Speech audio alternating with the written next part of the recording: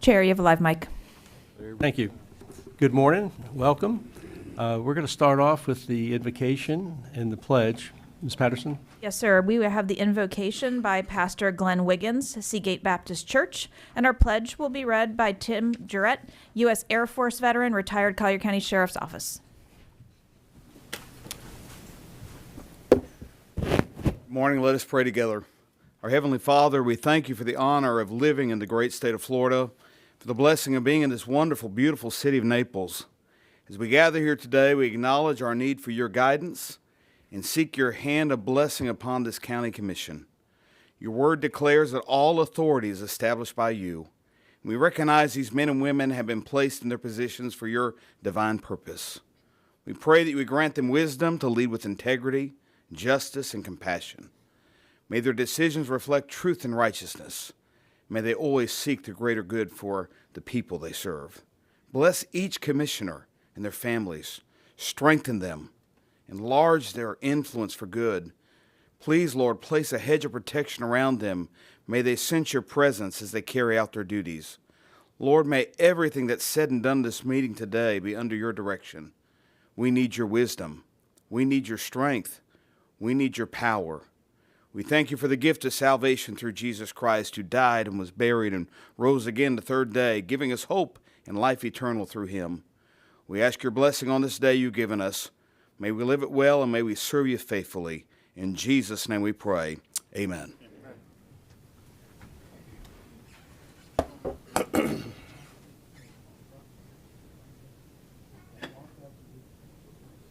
Do you need that much direction? I pledge allegiance to the flag of the United States of America and to the republic for which it stands, one nation, under God, indivisible, with liberty and justice for all. Good morning. Just want to make sure, Lois, I got the order correctly. It's an honor to do the pledge for everybody here. Just a little reminder, Collier County and the board is so wonderful to our military members and our law enforcement professionals here in our county and throughout the state. Just wanted to give everybody a reminder that May is our National Military Appreciation Month and also Law Enforcement Appreciation Month. May 15th is a big week as far as remembering those who have served and sacrificed their life.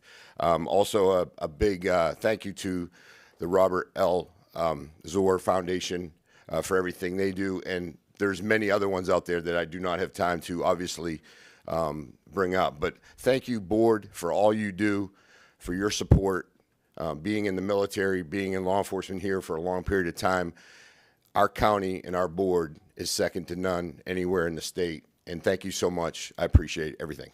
Thank you, and thank you for your service. Commissioners, agenda changes for April 22nd, 2025. We have several.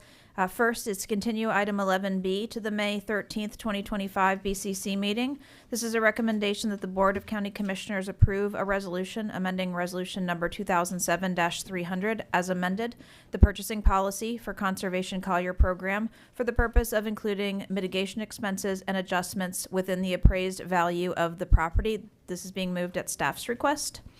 Next, move item 16A14 to 11C. This is a recommendation to approve the properties on the January 2025 Conservation Collier active acquisition list and direct staff to pursue the projects recommended within the A category funded by the Conservation Collier Land Acquisition Fund. This is being moved at Commissioner Hall's request. Next, move item 16A15 to 11D. This is a recommendation to approve the properties on the February 2025 Conservation Collier active acquisition list and direct staff to pursue the projects recommended within the A category funded by Conservation Collier Land Acquisition Fund. This is being moved at Commissioner Hall's request. Withdraw item 16A18. This is a recommendation to approve a second amendment to agreement number 22-7966, baseball and softball officials with the Collier Recreation Baseball Softball Umpire Association, Inc. for a one-year renewal and a price increase for the remaining renewal terms. This is being withdrawn at staff's request. Finally, continue item 17C to the May 13th, 2025 BCC meeting. This is a recommendation to adopt a resolution designating 3,912.41 acres in the Rural Land Stewardship Zoning Overlay District as stewardship sending area with a designation as BCP SSA 21. Pursuant to the terms set forth in the escrow agreement, stewardship sending area credit agreement for BCP SSA 21, and stewardship sending area easement agreement for BCP SSA 21. Approving a stewardship sending area credit agreement for BCP SSA 21, approving a stewardship sending area easement agreement for BCP SSA 21, approving an escrow agreement for BCP SSA 21, and establishing the number of stewardship credits generated by the designation of said stewardship sending area. The subject property is located in parts of Section 4, 5, 11, and 15, and all of Sections 8, 9, 10, and 12, Township 48 South, Range 30 East. This is being moved at staff's request. With that, we do have court reporter break scheduled at 10:30 and again at 2:50 if necessary. County Attorney. No changes, thank you. Commissioners, any changes or ex parte on the consent or summary? Commissioner Colwell. No changes and no ex partes on consent or summary. Commissioner Hall. Morning, Mr. Chairman. I have no changes and no ex parte. Commissioner McDaniel. Yeah, good morning, Mr. Chair. No changes and no ex parte. Commissioner LaCastro. Same for me. No changes, no ex parte. I have no changes and no ex parte as well. Any objections to the proposed changes that have been presented? Seeing none, we're ready for a motion to approve today's regular consent and summary agenda as amended. Second. We have a motion and a second. All in favor signify by saying aye. Aye. All opposed, that passes unanimously. Item 2A, the minutes from our March 11 commission meeting. Any comments concerning the minutes? Move for approval. Second. We have a motion and a second. All in favor signify by saying aye. Aye. All opposed, passes unanimously. Ms. Patterson, we'll move on to the awards and recognitions. Yes, sir. First up, we have our 20-year attendees. Shirley Garcia, Community Redevelopment Area. Congratulations.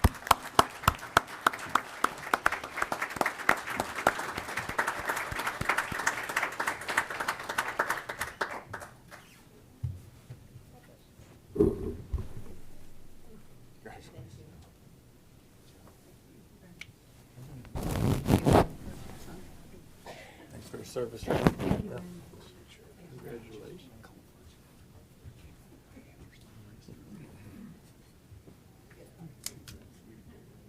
Hey, no hugging the communications. Yeah. Right. Just Learn you from alone. the pros. You first. Yeah.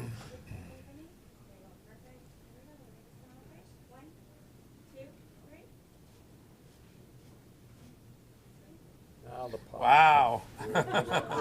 Holy mackerel. That's our whole audience. It's only the part way short.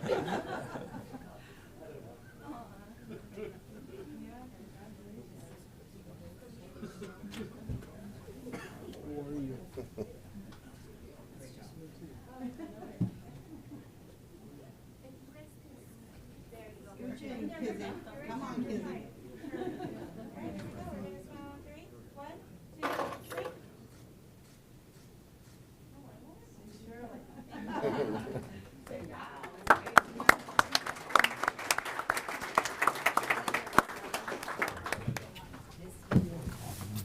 How are you? Mr. Chairman, can I just say a quick word? Yes, sir. Commissioner Colwell. I just want to thank Shirley and all the work she does for the CRA down in East Naples, that area, Shirley, because you do a great job. I know I've only been part of it for 2 years and a few months, but you're a great asset. I appreciate it. Thank you. And I'll add to that the CRA has done remarkable work in East Naples. It's unbelievable. I was out there just the other night, and a lot of people come in there, a lot of people having a good time, and it's just remarkable what you've accomplished, what the CRA has accomplished out there. So thank you. Next 20-year attendee is Ramiro Gerardo, Pelican Bay Services. Congratulations.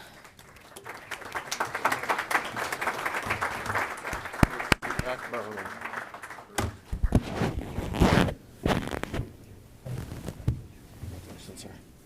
Get your flag. You didn't get your hardware.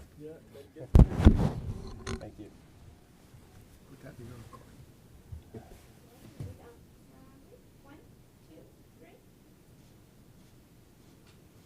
You get one with me, so good luck.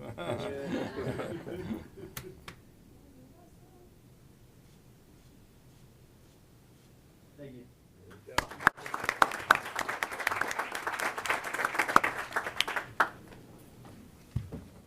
Going all the way to 35 years now, Ernst Augustin, Road, Bridge, and Stormwater Maintenance. Congratulations.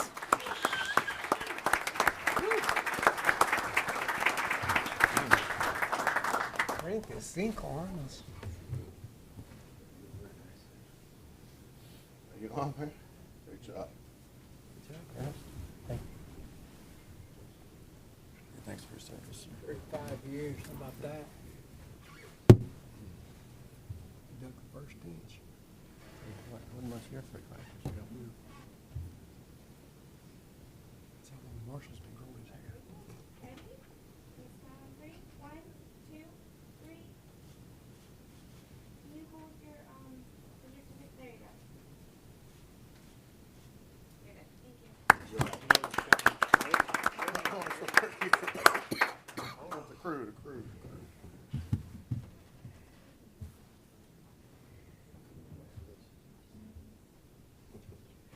Oh, she's gonna move y'all. She's gonna slide, Yeah, you're- slide you guys. coming. Yeah, you are not centered. You're way off. Smile. 1, 2, 3. Just look at me. Smile. One more. You're good. Thank you. No wonder all the roadies. Yeah, that's right. These are the guys in charge of the roads. So you're a little too. Commissioners, that brings us to item 4, proclamations. Item 4A is a proclamation designating May 1st, 2025 as National Day of Prayer to be accepted by Pastor Jesse Barrett. Go. All right.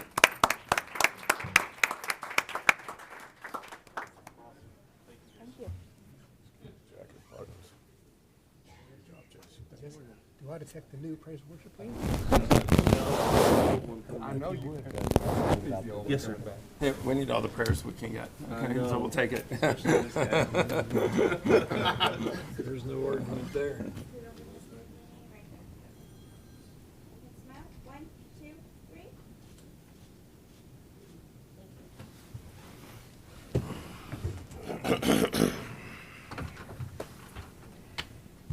Thank you all so much for this. The first Thursday of May every year is the National Day of Prayer, and we are hosting the event at 7 p.m. at Naples High School on the football field, and I'm expecting a good turnout. We pray for the government and the leaders, state, local, federal. We pray for schools, families, churches, businesses, the media, all sorts of good stuff.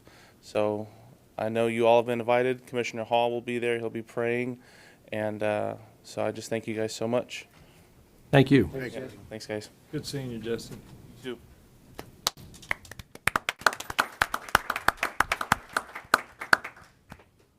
Item 4B is a proclamation designating April 13th through 19th, 2025 as National Public Safety Telecommunicators Week to be accepted by Sheriff Kevin Rambosk, Chief Greg Smith, Captain Chris Gonzalez, Manager Amy Tuff, and several members of the 911 telecommunications.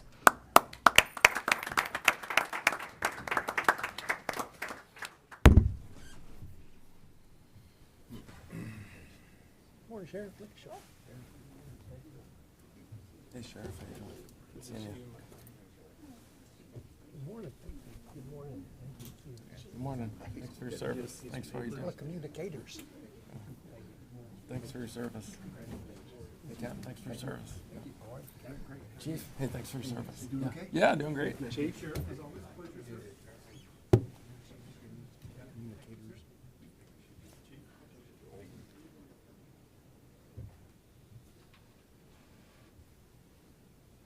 Yeah. That was nice.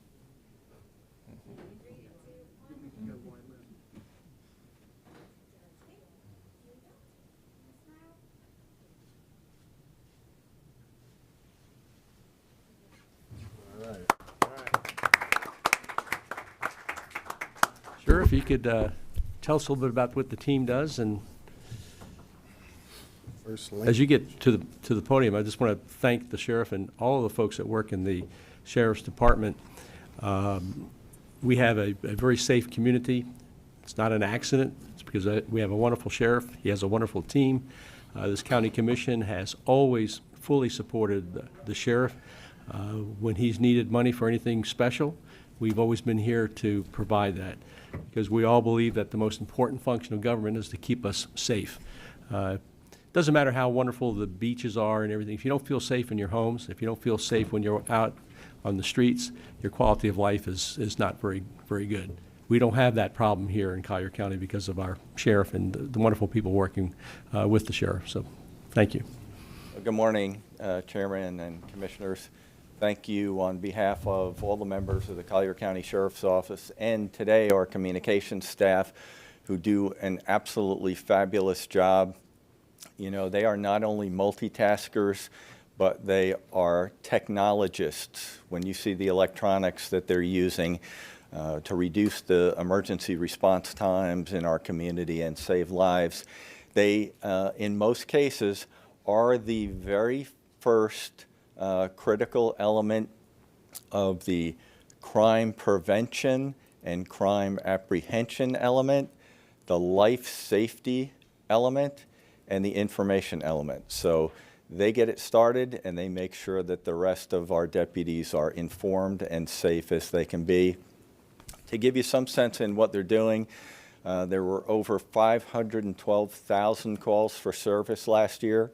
There were about 200,000 911 emergency calls. As you know, we were the first to text emergency calls in Collier County, and we get those as well.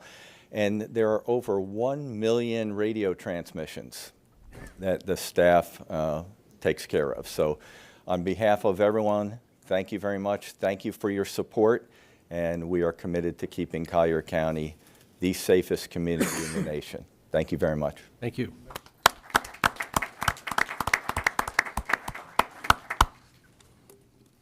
If we could get a motion to accept the proclamations, please. So moved. Okay, we have a motion. Second. And we have a second. All in favor signify by saying aye. Aye. Aye. All opposed, and that passed unanimously.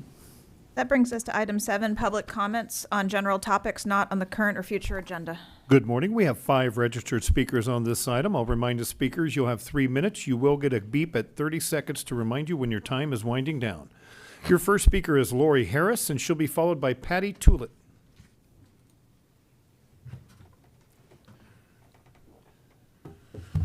Did you want that video now? Okay.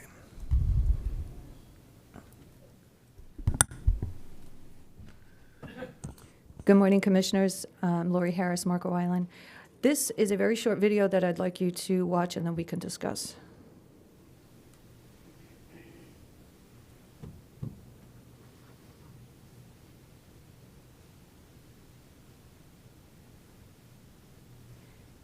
This is pretty much a normal day in Immokalee. In the video, you can see there was 2 sets of dogs that had just mated and are actually still hooked up in the video. So in a few months, we should have around 12 more puppies. This is a normal day, as I said.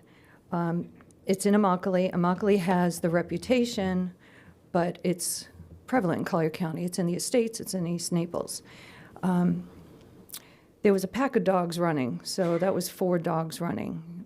They find a female in heat, they will get aggressive. What we've heard is it's cultural. While that might be true, we live in the greatest country that is made up of the rule of law. So unless there are no-go zones, someone needs to address the dogs running at large, which is illegal. This video has triggered quite the backlash on social media, and specifically towards the animal control officers. I personally believe they are stretched quite thin. There are about 3 of them now who can, on their own, go out in the field, who are fully trained, and issue citations. There are several more going through training right now, and that will bring us to about 7, and there should be 10 full-time positions. And while the population in Collier County has exploded, the number of ACOs has remained the same, and sadly, we can't even fill those 10 positions. The posting was up for to hire for 2 weeks, and only 5 applicants applied for 3 open positions.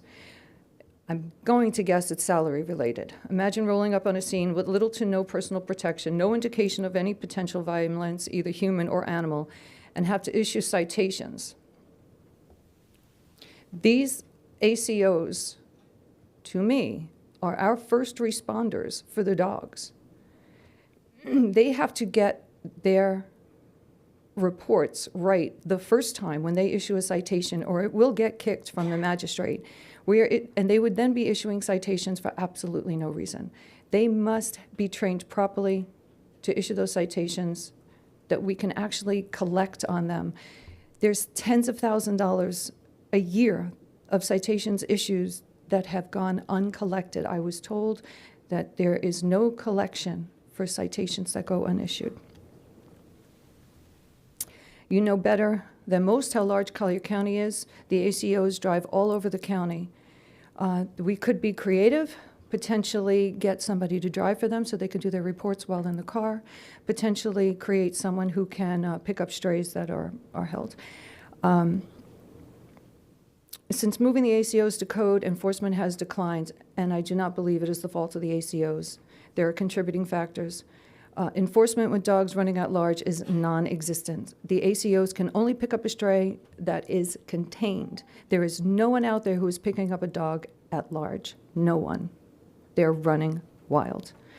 I would like to see a similar commitment made to the animal control officers that was made to DAS. This includes salary structure, ongoing training for dangerous dogs, and continued education seminars to identify and document cruelty and neglect. I've heard for the last 10 months or so, we will revise the ordinances and the hobby breeder ordinance. Even after repeated attempts to get this done, it has fallen by the wayside. Until we can get control of spays and neuters, we will never get control over the population anywhere. We are their voice. I respectfully request you make this commitment. Thank you for your time. Thank you, Ms. Harrison. Also, I want to thank you for your service as chair of the DAS Advisory Board. I understand that you have resigned from that.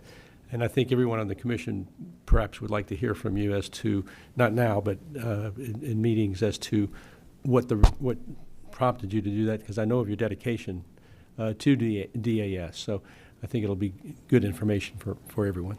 Thank you, sir. Thank you. I appreciate that. Your next speaker is Patty Tulit. She'll be followed by Al Shanson.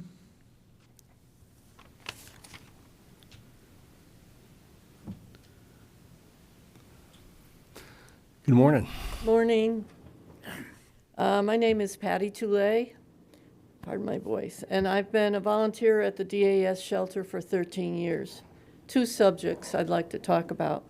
Collier County has an abundance of domestic animals running at large daily, most prevalent in Immokalee and the Golden Gate Estate communities, yet occurring throughout Collier County. Dogs have been observed breeding in the middle of the streets throughout the day. The last thing the county needs are their offspring running at large, perpetuating a never-ending cycle. At the rate at which Collier County is growing, so too will the pet population. Collier County has an opportunity to mitigate this very serious issue by increasing and improving ACO coverage. ACOs do not have to look for the stray animals, trap stray animals, or knock on the doors to find the owners, if any. Just drive there, which should be scheduled daily, knowing and seeing the problem captured by Tom Kemp's video, which I believe you have seen. ACOs can put them in their van the same way Tom Kemp does every single day. If hiring and retention is the issue, perhaps the starting pay and hourly wages need to be more competitive.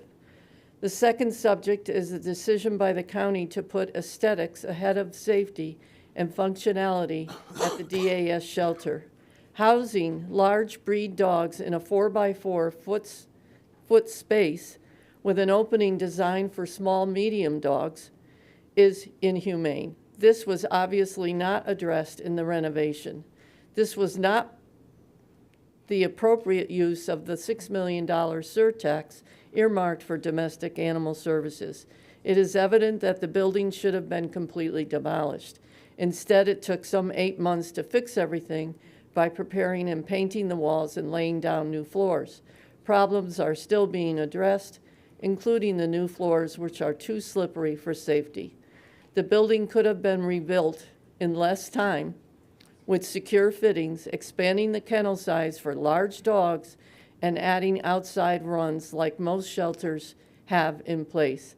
My suggestion would be to demolish the building and build one that is appropriate for a dog shelter. If not, the hope would be to revisit the plans for the other two buildings before deciding on remodel instead of replacements. Thank you. Thank you, and thank you for your volunteer service at DAS. Your next speaker is Al Shanson, and he will be followed by Tom Kep.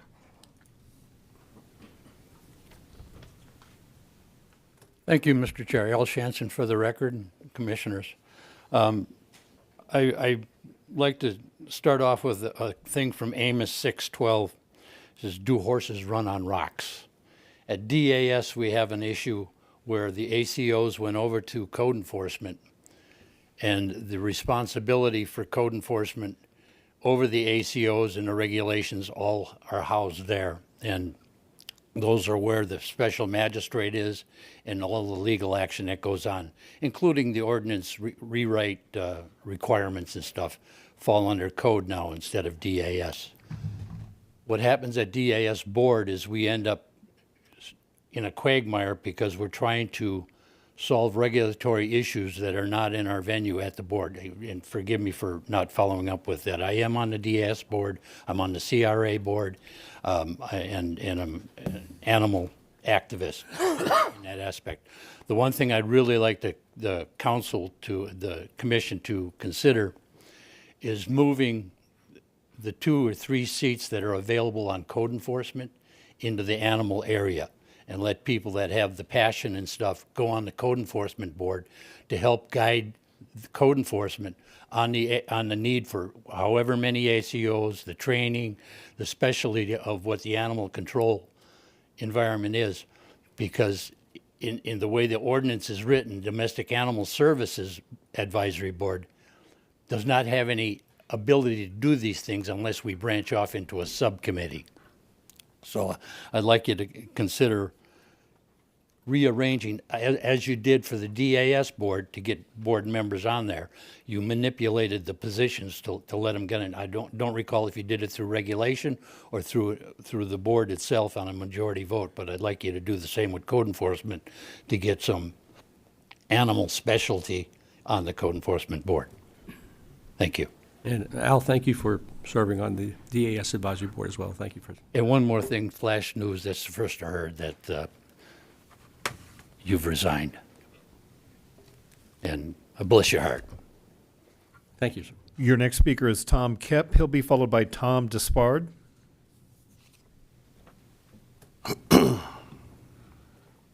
Tom Kep, I started SNP Collier, as most of you all know.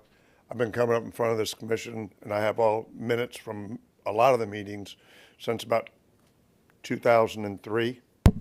And if I add up the budget of the enforcement and DAS, it uses a $3 million a year, which I think is very low. That's about $60 million we spent since I've been talking about this. And these videos, ones I've taken, the next day after that video was taken, I have, well, the still shots in there were of that. There was probably 15 dogs on one street. They were mating, like Lori says. It was just, but I want everybody to understand, this is not just Immokalee. I saw some of the comments made, and it's Bill's district, but everybody up here is a commissioner for the whole county. And this is a problem. There's a cruelty case. I used to live in Livingston Woods. Right now, there's a cruelty case from the sheriff's department going on in there. That's right downtown. There's a place in Golden Gate City that is, I know they're dog fighting, and if you read the case, you will go, are you kidding me? Because actually, now I don't know whether they ever did it, but the code enforcement actually said to me, well, Tom, we're going to make them get a breeder permit because there were pit puppies there. And I said, seriously, what are you going to do if they tell you can't come in to inspect? We'll pull their permit. Think of that. I mean, they don't want a permit in the first place. Naples Park has a cruelty case going on. I don't know much about it. That's with the sheriff's department. So this is all over the county. And we're getting ready to, like I said, I just signed a contract with Benchmark Builders to start our facility in Immokalee. I do want to thank the board for all the years that we've, it's been 6 years since we've had that lease. Thank you. We're going to actually start building probably 1st of May as soon as my last permit's out. And so this is going to help it. But the problem is our organizations, DAS, Humane Society, us, we can all do rescue. We can do spay and neuters. We've done, Snip Collier's done about 16,000 spay and neuters since 2015 is when we turned into a 501c3. I've been doing a lot longer than that. Just this year alone, I've either trapped stray dogs or got owner surrenders over 80 dogs already this year. And the ones that were owner surrenders and the puppies under 3 months, I've taken them to Cape Coral and Gulf Coast. So I've kept those out of your facility. And the other close to 50 that I probably brought into DAS, we brought them in off the streets. So they're out there, and this all over the county. So once we get this built, and then we're going to start on our about a 4,000 square foot medical rescue facility. So this is going to help a lot in the county, but we can't fix this problem until we go after the bad players, the bad actors. And that's what we're not doing. I just turned somebody in just recently, and it took them over a month to go there. And I have an 8-year history of turning them in for having puppies. So anyway, I guess my time's up. Any questions? I don't see any questions. Thank you, Tom. Thank you for all that you're doing. As he's going away, I just want to say thank you to Tom. His efforts, again, in Immokalee is an aggregated community. It's easy to go over there because of the urbanization of the town and see where strays are. This issue is prolific throughout the entire county and needs to be addressed. And I'm sure as we move forward, we'll be taking these issues up. Your next and final speaker for item 7 is Tom Despard.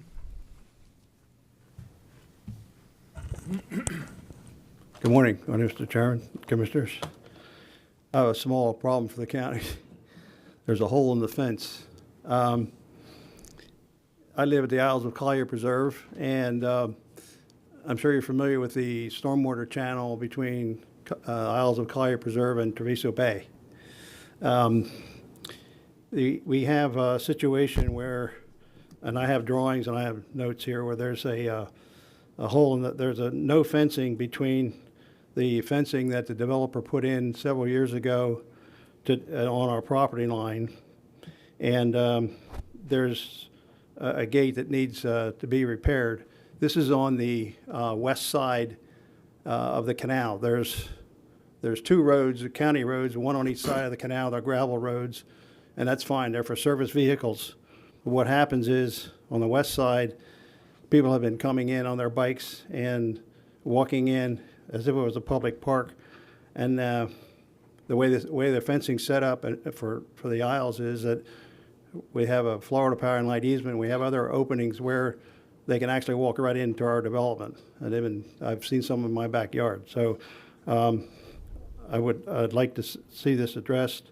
And I can give you the drawings of the, if you're familiar, any questions? Is that District 1?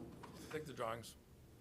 Is it on your side or my side? I don't know, that's what I was gonna say. Yeah, I have to look at it. I think it's right next to, right outside Collier, Isles of Collier Preserve on the. Commissioner Cole and I work together on it, Yeah. because I think it's like right on the line, but All right. we could care less, we want it fixed. Appreciate it, thank you very much. If you'll give the drawings to Ms. Yeah. Patterson, she'll get them distributed. Thank you. Thank you, sir. Ms. Patterson, before we move on to the next item, I want to talk for just a moment about animal control, because this has been a really difficult issue for, certainly, I've been kind of involved with it for a year and a half now. That was at the beginning of the repairs to the buildings and the problems that were brought to my attention. We do need to get a kind of a handle on what's happening out there. There was some discussion about the cages not being big enough and things like that. I don't want to get into a discussion of all that, but perhaps you could, at some point in the not too distant future, kind of give us a report on where we need to go with this to solve this problem. You've got some real experts here that have been working with DAS for literally for decades, and so I'd like to to get some guidance from you and see if we can start solving some of these problems. We can bring something back pretty quickly and give you an update on not only the facility, but the situation with the animal control officers, as well as some of the plans we've been talking about to address these issues with the animals running at large, and a more aggressive education campaign, because a lot of this, there are people that mistreat animals, absolutely, but a lot of it is people that don't know better, or they come from places where it's okay for animals to run around, and so we do need to work on that. I've been talking to Mr. Dunnick about Immokalee specifically, and partnering with the CRA on some activities out there that would help the animal owners. Commissioner McDaniel, would you be willing to kind of help out in terms of the Immokalee area? Oh, absolutely. I speak to Mr. Kep on a regular basis. We've gone without a board at Farm Workers Village for almost 3 years, and we just recently got 4 new appointees to that board. There are lease arrangements that the folks at the village, Farm Workers Village, we call it the village, can put in effect to better manage that from their tenancy for the people that live there, and promote the educational aspect as well. So along with what Tom's doing with SNPs over at our old DAS facility that had been shut down for years. I mean, when I became a commissioner 8 years ago, DAS was virtually non-existent in eastern Collier County at large. And again, it's a matter of semantics. It's a matter of budget with regard to your asset base, what you can and can't do. But I'd be more than happy to work. If I may, I kind of jumped out and then jumped in front of Commissioner LaCastro, but one of the things that really needs to be addressed by this board, and I had hoped that the DAS board was in fact going to take it up, and that's the actual ordinance of DAS with regard to enforcement, with regard to care of the animals. I mean, it was brought up years and years ago, if you'll remember, when we had the issue with illegalization of retail sale of dogs and cats. And it was talked about then, but then nothing ever, in fact, transpired with regard to the adjustments in that ordinance that I think would be a huge enhancement to give our staff more support, give our enforcement officers a better capacity to do the job. Commissioner McDaniel, then it sounds like you'd be willing to kind of work with the staff and all in terms of how to deal with some of the problems, especially those in the Immokalee area, and with Tom Kep and the advocates. Yeah, not Mr. Kep, but everybody else, yes. Okay. And I see that he is really grateful that you've excluded him from your list of people that you're going to talk to. Commissioner LaCastro. Thank you, Chairman. I just want to add to that list that when we have a deeper discussion after you do a little bit of a deeper dive, to not overlook the fines that have been given. I mean, the ACO officers that are out there actually have given fines, maybe not as aggressively. I don't disagree with some of the statements here, but I got a list yesterday of some people that have been, gotten citation after citation and they blow it off. And so this might be something more from Mr. Cladskow, but it reminds me of when I wasn't happy with code enforcement fines for non-animal things, people that were getting these fines that were running up tens of thousands of dollars and they were blowing us off. And if you remember, we all voted unanimously to put a little bit more teeth in the language. I think we pulled more people into this room, and our code enforcement board, handled them in a little bit more of an aggressive way. We stopped going from, the fines of $10,000 and then lowering it to zero because they finally were in compliance. But I think we have a similar thing here, and these fines aren't huge, but when, 100% of the people seem to be not paying them and blowing them off, then, it reflects poorly on us. So I don't know. I know you can't drag these people in off the street and throw them in jail because they owe us $200 in fines, but there's obviously that's a part of the problem as well. So these ACOs, I'm sure, are frustrated that the ones that are doing the work and then give out the fines and then nothing happens, they probably feel like they're just spinning their wheels. So that's a hot topic as well, obviously. And Mr. Klatskow, you and I have talked about hobby breeders for quite some time now. I mentioned to you yesterday that there's a proposed bill before the Florida legislature to deal with hobby breeders. So I'd like for you to pull up that proposed legislation, because there may be some stuff in there that would be helpful to you. But when are we going to have our hobby breeders ordinance advertised and before the board? You can have that done at your next meeting if Because we've been looking for this for a while, so if you could move that along. If those bills pass, we're preempted. They are extensive. Okay, well, in the meantime, Yes. let's, we don't know what's in those bills. We don't know if it will be preempted. We don't know if there is a preemption, if it will be prospective as opposed to retroactive. So let's get our ducks in a row on that. Thank you.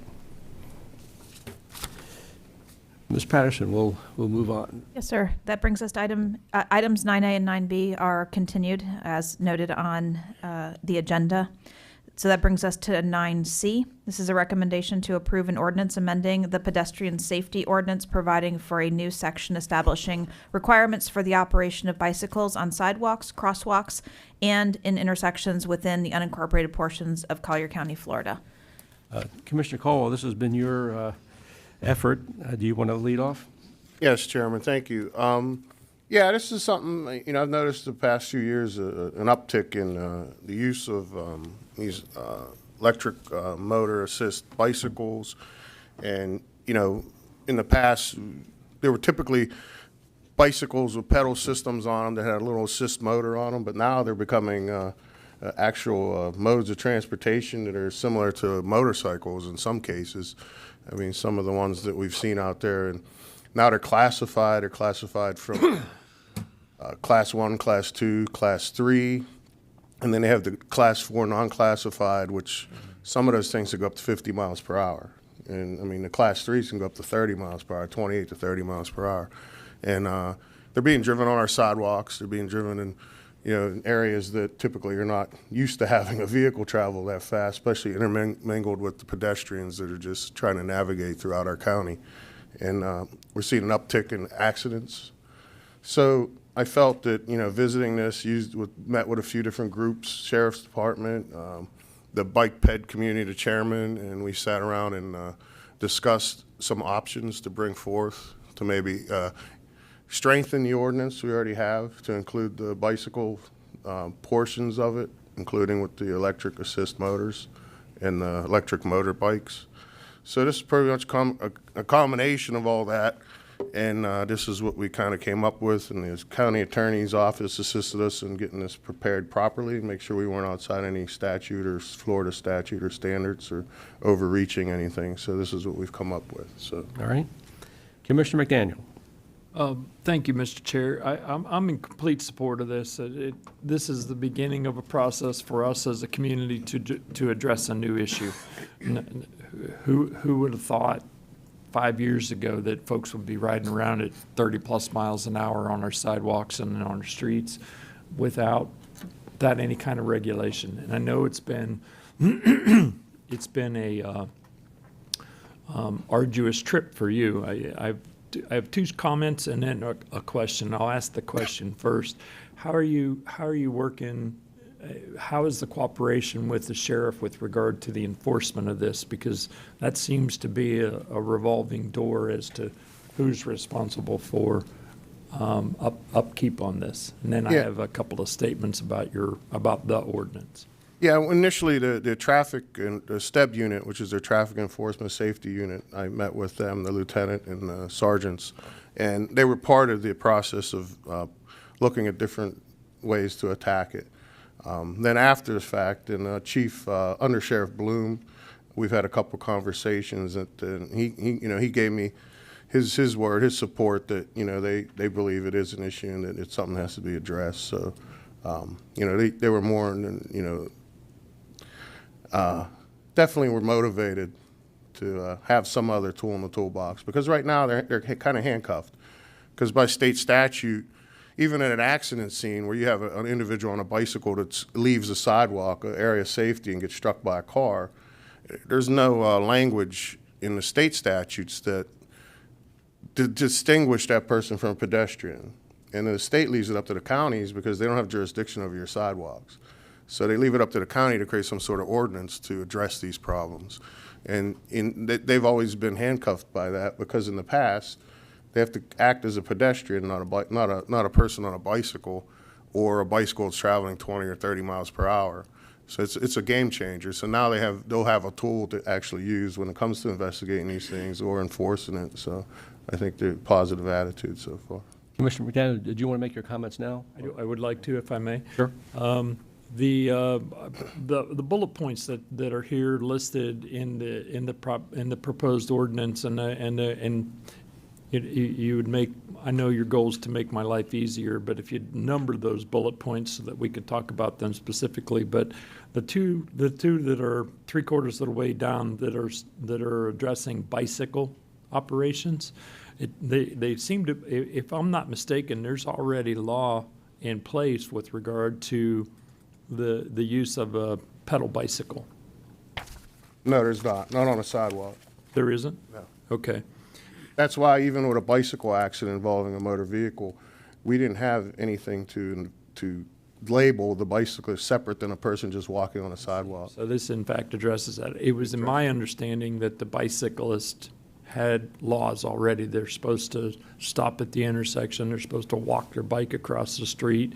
They're supposed to abide by traffic laws at large. I didn't realize that we actually had to distinguish about a bicycle who's going in the opposite direction of traffic. That was another new one for me.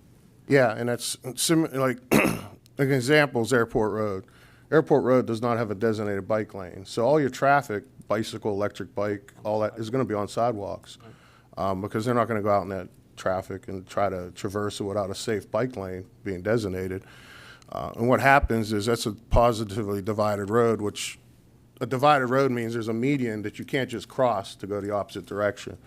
So a lot of these intersections where they don't have cut-throughs, the individual's not looking to their right. They're looking to their left because that's where the traffic, the danger of entering into traffic is. And then you have a bicycle coming 25 miles per hour, 20 miles an hour from the right. They can glance that way once in a while, but it's on top of them before they get a chance to react. And, that's where we see a majority of these accidents at those type of intersections. So controlling them by when they have to be put in that situation with, stopping at the intersection is, what I think would help us. Commissioner Hall. Thank you, Chairman.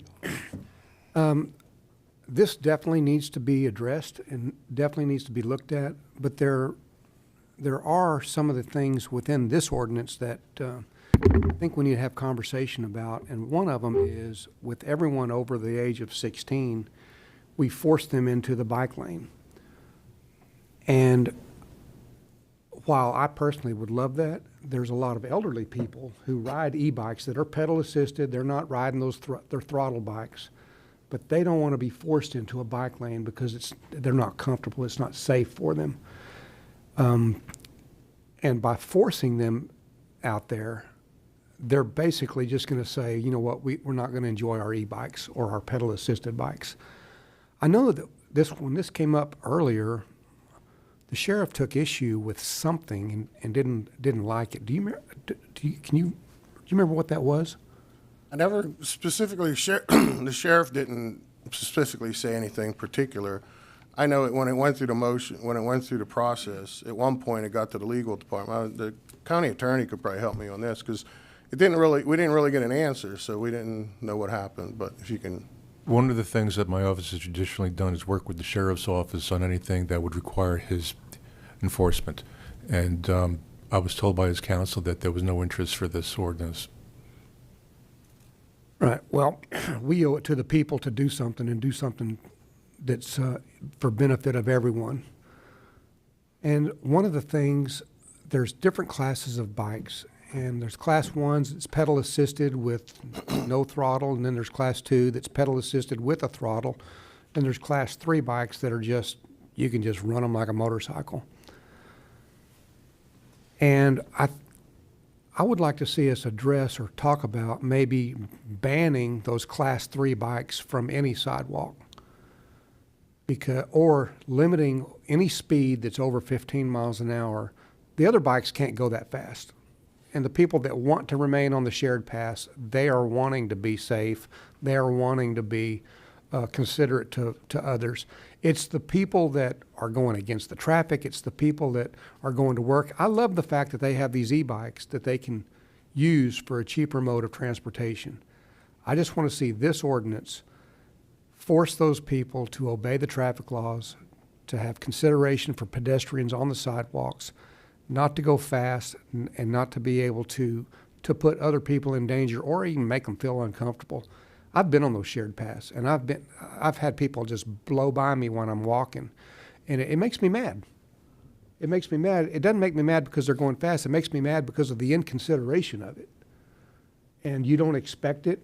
And I'm out there with my grandchildren. I've got my grandchildren on bicycles. We've got helmets. We've got lights. I'm trying to teach them everything, how to be courteous, how to announce traffic, how to point where they're going, and how to be a good, responsible cyclist.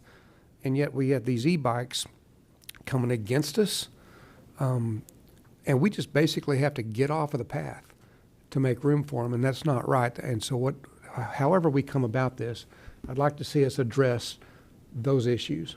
I think that part of the bad news is the legislature has gotten involved in dealing with e-bikes and all, and so we have some limitations. Mr. Teach, can you? I was Scott Teach, Deputy County Attorney. I just want to address Commissioner Hall's comments, and I'm actually in agreement. I know I was going to raise this today. When I explored and researched this, I looked at chartered, non-chartered counties and municipalities and saw what they were doing. Some of them addressed very restrictive. Our proposed ordinance isn't very restrictive compared to some other jurisdictions. It's a very reasonable ordinance, I think. But some address speed limits. Now, Chapter 316 of the Florida statutes allows the county to do what you want to do as far as an ordinance implementing it. However, you really should limit. And I think I would suggest to you that they add a subsection I to the ordinance that's proposed today that simply says the operation of all devices allowed under the ordinance on any sidewalk shall not exceed 15 miles per hour.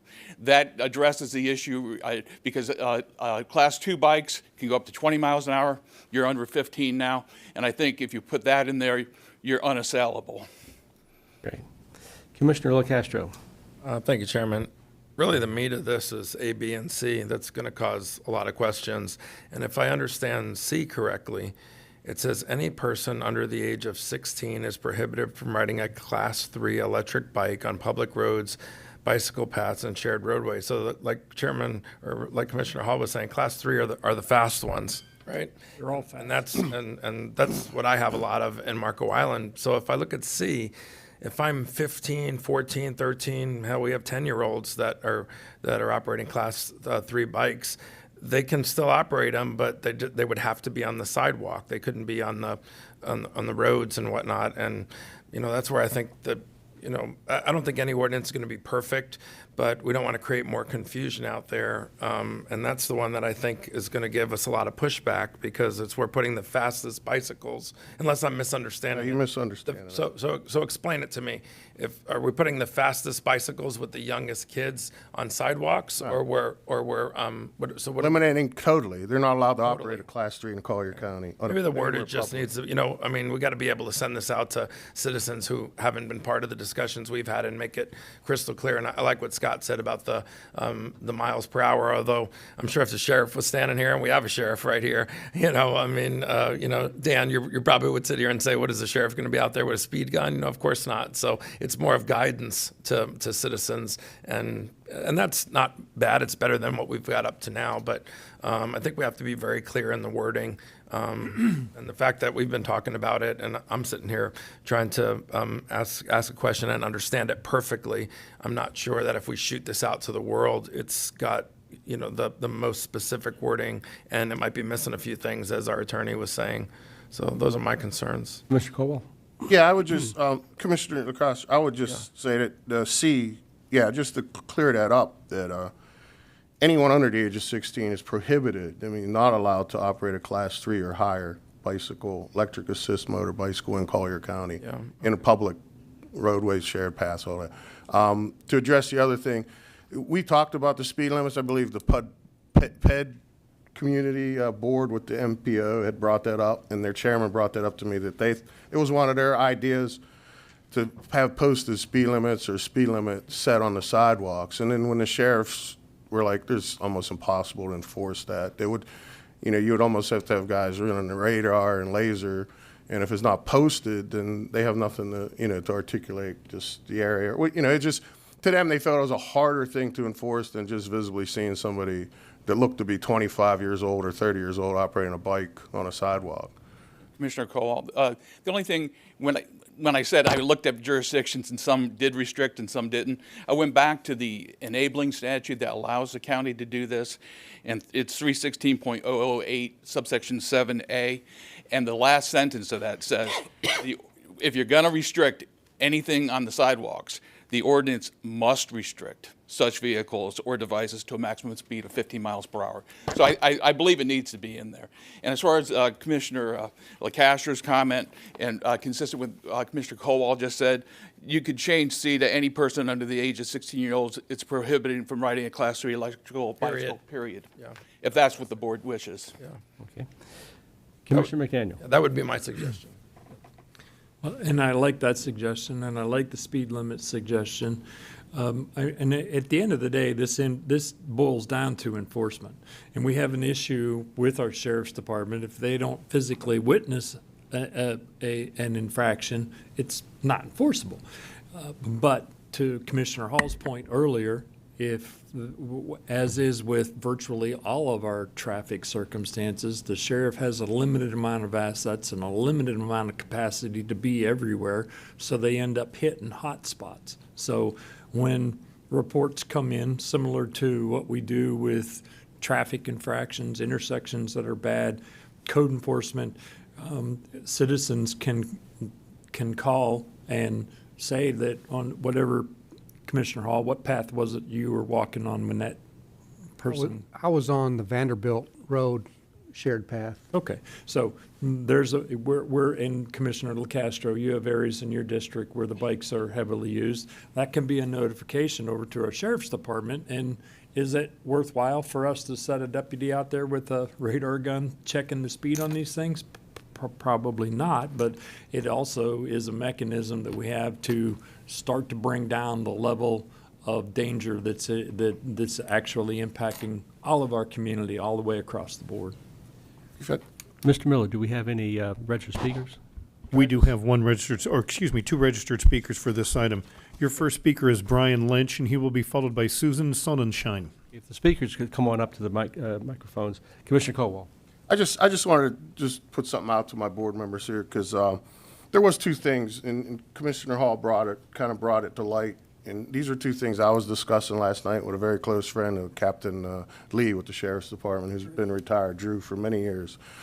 We had a nice conversation last night, and we were talking about the Class 1 and the Class 2 bikes. And then if we have what the attorney's saying, it's just understood that 15 is the maximum speed limit on sidewalks. That then if you have people that are a certain age, an elderly group and things like that, it wouldn't, affect them if they're on those two type of bikes and, of staying on a sidewalk. Now, there's two different things we're talking about, a shared pathway and a sidewalk.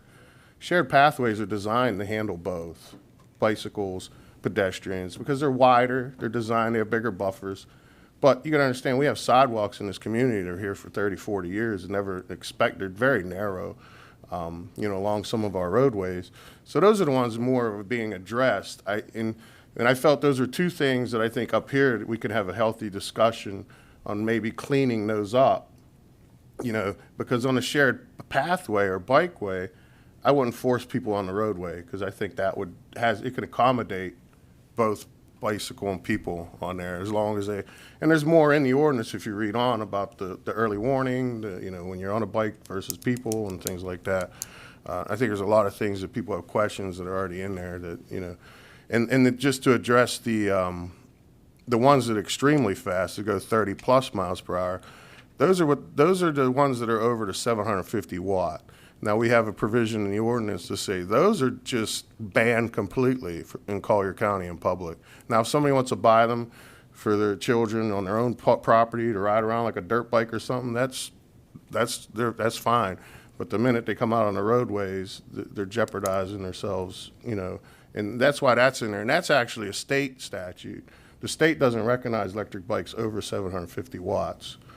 And I have a video right now. I wish I should have put it on here. I showed the county manager yesterday. 3 kids on those 70, 50 plus watt bikes on Goodland Frank Road going 60 miles per hour. And the constituent's driving next to him the whole time, trying to keep up with the video camera. He's 14 years old. So this is what it is. Let's go ahead and hear the public comment, then we'll get back to the. Your first speaker is Brian Lynch.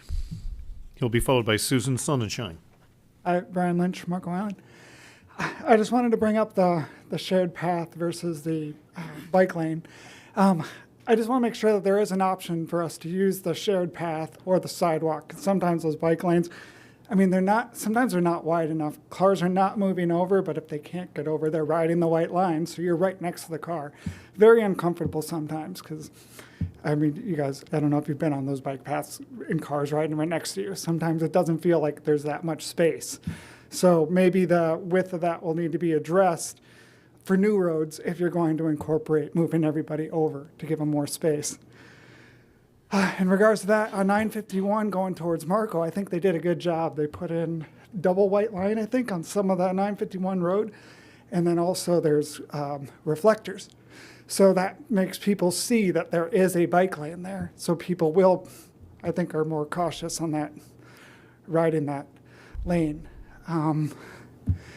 So I just, thank you very much for your time. Thank you. Your final speaker on this item is Susan Sonnenschein. Good morning. My name is Susan Sonnenschein. Thank you for pronouncing that correctly. And I'm on the board of Naples Pathways Coalition, so I'm in safety, et cetera. And I ride an e-bike, and I have for several years. I gave up my road bike because it's too scary here in Collier County. But I'd like to address the confusion around e-bikes.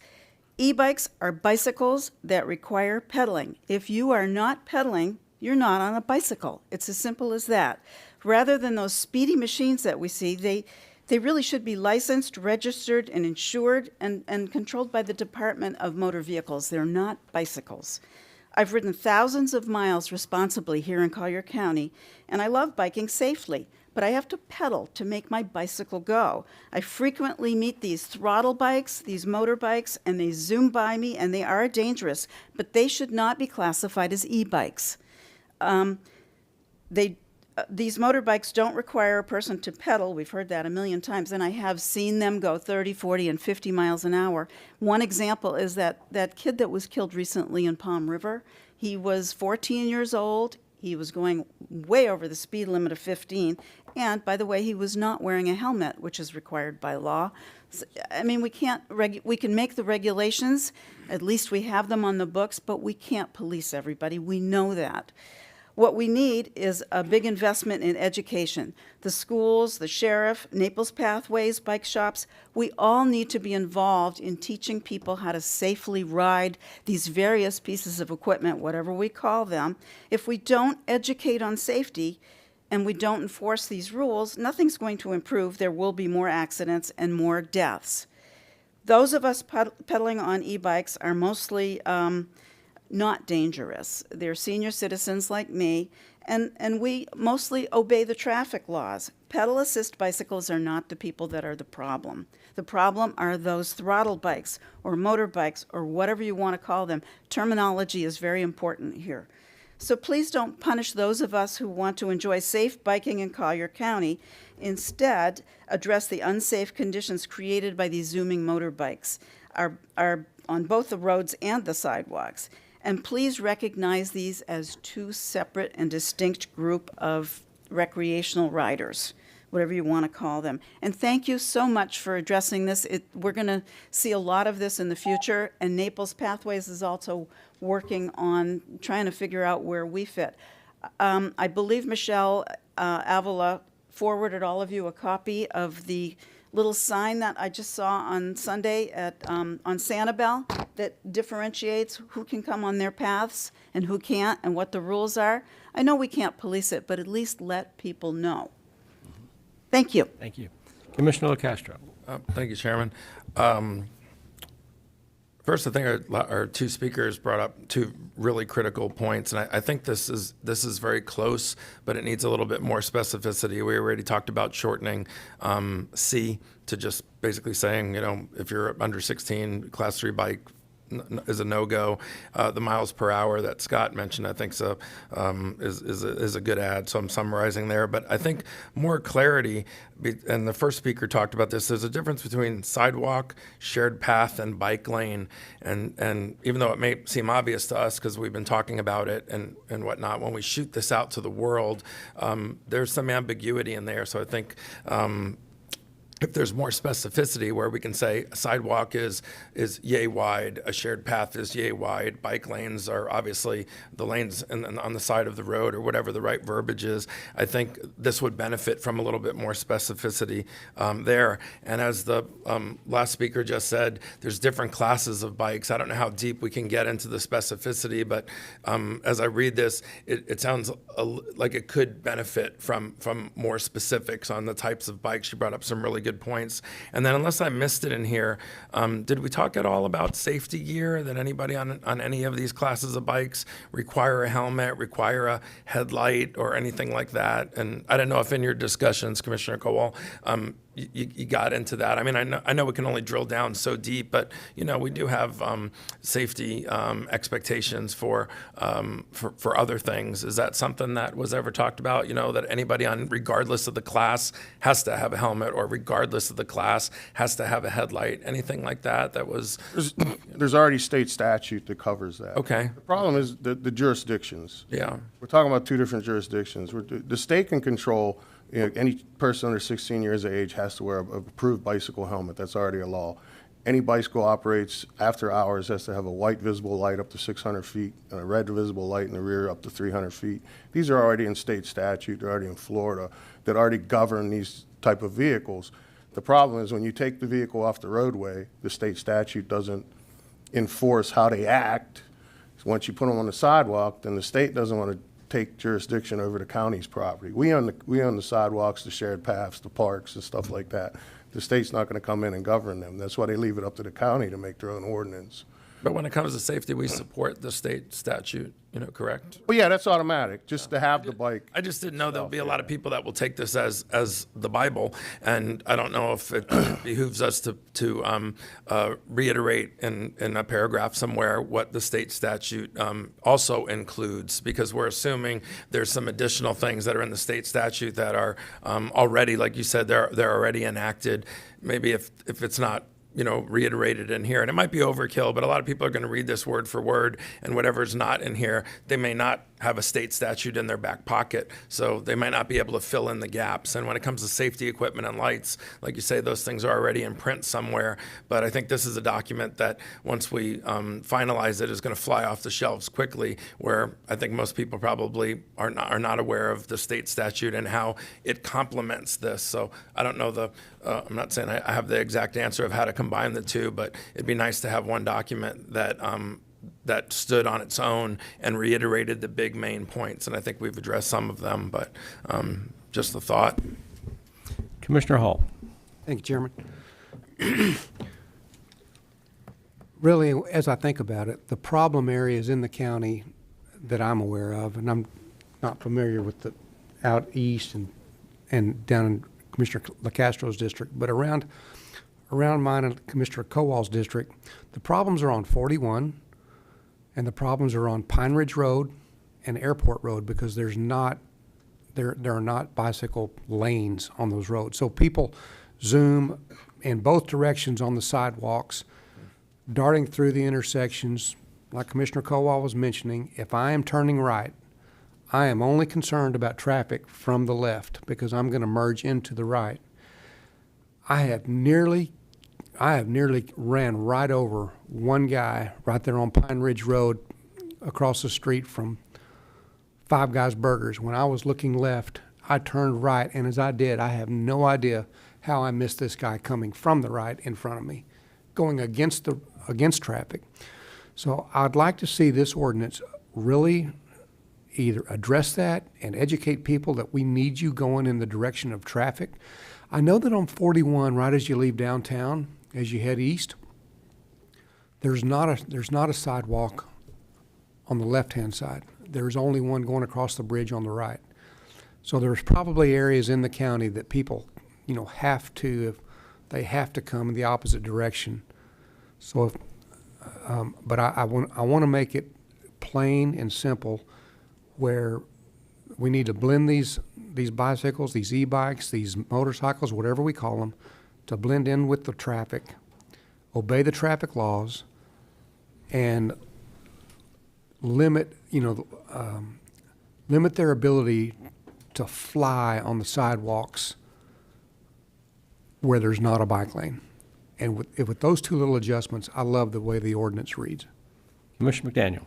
And I'm gonna second the motion once Commissioner Kowal makes it, to make those two adjustments to the period, I think you said in item number C, and the adjustment of item number I for the added speed limit, and I'm gonna second the motion for passing this.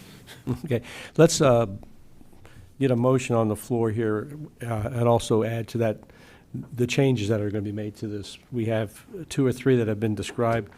Mr. Teach, you might have to help us out with that. Commissioner? Yes. Oh, well. All right. So, Mr. Teach, I know you had discussed because by statute, once we start a restriction for the sidewalks, we'll have to implement some sort of top speed. What I would suggest is, we have a subsection H right now, make a subsection I that simply says, the operation of all devices allowed under this ordinance on any sidewalk shall not exceed 15 miles per hour, and that would cover that. 1-5, say 15. And then, Commissioner LaCastro, I think on page 5 of 6. Okay, I'm on it You look right at now. C. C says any person under the age of 16 or prohibited to ride Class C electric bike on public roadways. Were you looking at the description one or that one? Well, I think we were all saying that we thought it might be more clear if it ended sooner. It just said any person under the age of 16 years old is prohibited from riding a Class C electric bicycle, period. That, the other stuff is not necessary, and it makes it very clear. Because you made it clear when I was trying to understand that, and you said, under 16, and then, like Scott said, maybe just put a period after the word bicycle. I think the only reason we have those designated, because those are the ones that are in public. No, we can't restrict somebody on private property if if they want to buy a Class C3 bike. That's why we have that in there, to say on public property, on these type of things. Okay. If you have a farm and you want a kid to ride around on a Class C bike, that's up to you. Okay, so we have an ordinance, we have two amendments to the ordinance at this point that I think are pretty clear. Is that correct? Correct. Any other amendments to what's before us? Commissioner Hall. So when we see A, it says any person over the age of 16 must operate their pedal-assisted bicycle, electric bicycle in the bicycle lane when available. That's going to force elderly people into the bike lane. And that's the main feedback that I've gotten is, Commissioner, please don't force us into the bike lane, because basically we're just going to say we can't ride that bike. And originally, the ordinance was what we just discussed earlier about having, controlling the flow and which way people are going when they're using side. But we were getting such a complaint about e-bikes being intermingled with other people, pedestrians walking. And I started visiting and talking to people about, well, how can we kind of remedy it? Because I was trying to draw a line. I think we drew a line like saying, all right, what's the age cutoff? Well, drivers is 16. You can drive a moped. You can get a motorcycle-only license. You can operate on the roads at 16 and above. But the reason that came up was, if you ever been at 6 o'clock in the morning, a.m. in the morning, going down Vanderbilt Beach Road, and everybody's riding down to the construction site, which is the giant Ritz-Carlton, there's 30, 40 of the workers. Because they're circumventing the system. We have to be honest. They don't have driver's license. They're circumventing the system. They're using the sidewalks. They're using these e-bikes. And we got children intermingling with them going to school. We got school buses stopping. It's like a highway for them coming down through there. And so I had to say somewhere, where do we draw a line, like an age? I got a 30-year-old going 30 miles an hour on a bicycle going to work on a sidewalk. When kids are going to school, that was the only reason we had to say, all right, how do we appease the people that don't like them on the sidewalks? How do we appease the people who want to ride on the sidewalks? But like I said, my discussion last night, I started thinking about, I don't know if we could say only Class 3 bikes that adults are operating would have to go in the bike lane because they're faster. Because now we have a restricted speed in the ordinance. We have a restricted. So if we don't do the 1 and 2s, can remain on the sidewalk. But once you go from Class 3 or above, and you're over 16, you have to go in a bike lane, because those travel 30 miles per hour, so they could travel with the vehicles. So are you suggesting, for example, this subsection A on page 5 of 6, say any person over the age of 16 years old or who is operating a Class C bicycle must Over operate 16. We'll still keep the 16 operating a Class C bicycle. Because nobody's going to be allowed to operate a Class C3 bicycle under 16. over the age of 16 years old operating a Class C bicycle. 3. I'm sorry, Or I'm saying above. C, but I'm thinking 3 because ABC. I hear you. Operate over the age of 16 years old operating a Class 3 bicycle must operate the electric bicycle in the bicycle If there's lane. a legal built, because I understand what this gentleman was saying too. I ride my bike too every weekend. I've seen some of these bike lanes. I don't think they meet standard for FDOT's, in some of these secondary roads. And then you have the shared, what are called the Chevron roads, which are shared roadways. And that would limit the excessive bikes to the bike lane. Okay, so we have a motion to approve an ordinance that's going to be amended.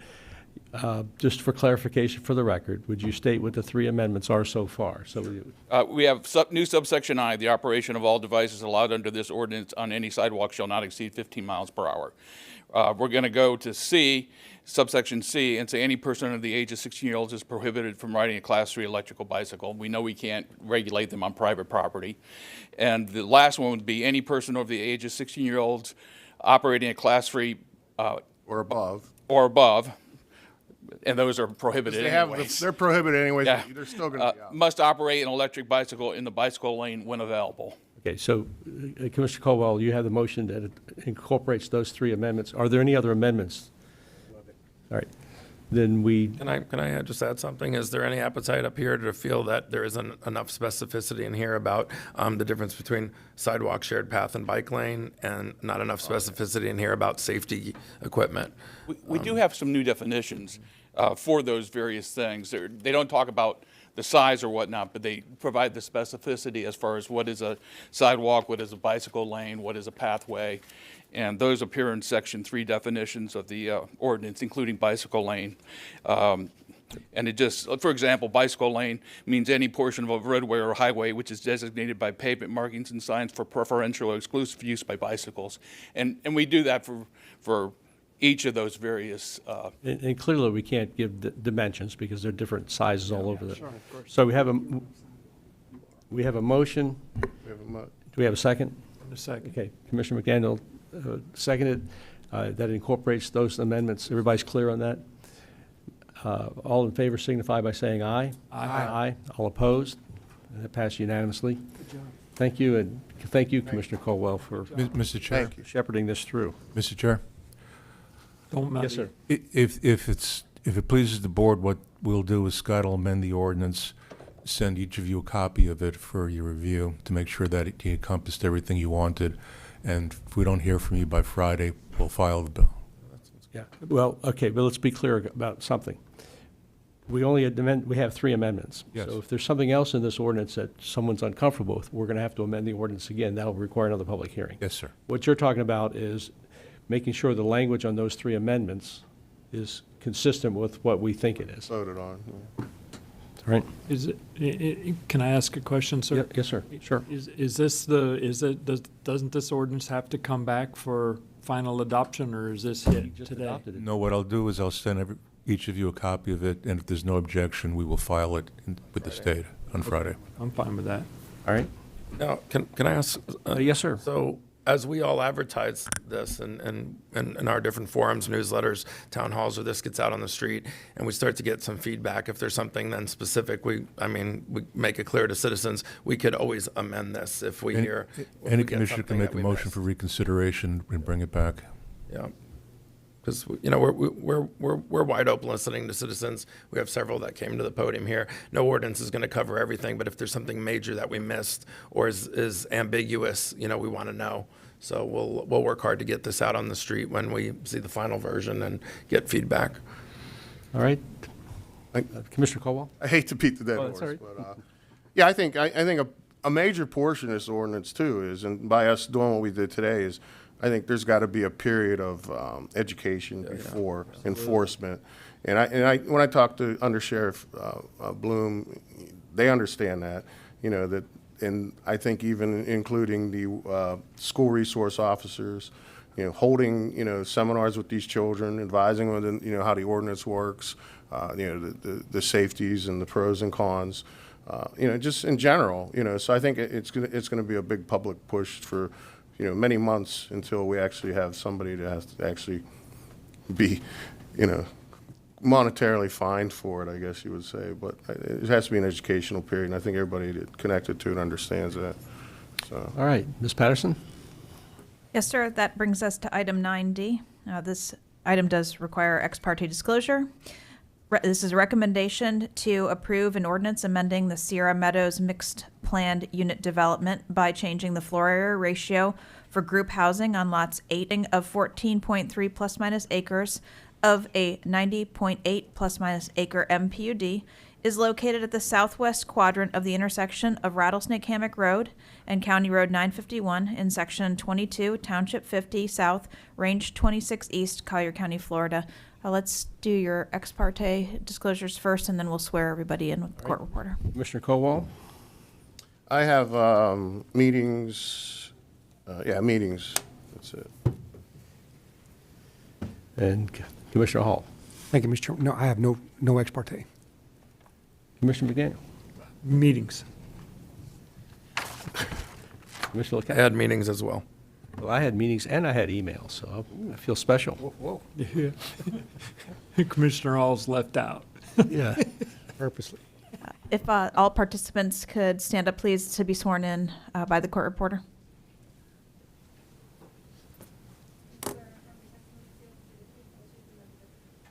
Okay, before we start, this is clearly going to take more than 8 minutes, and we are going to take about a 15-minute break. We can do that break now, and I'll just ask the petitioner, do you want to start and then we'll break, or do you want us to go ahead and take a break and then?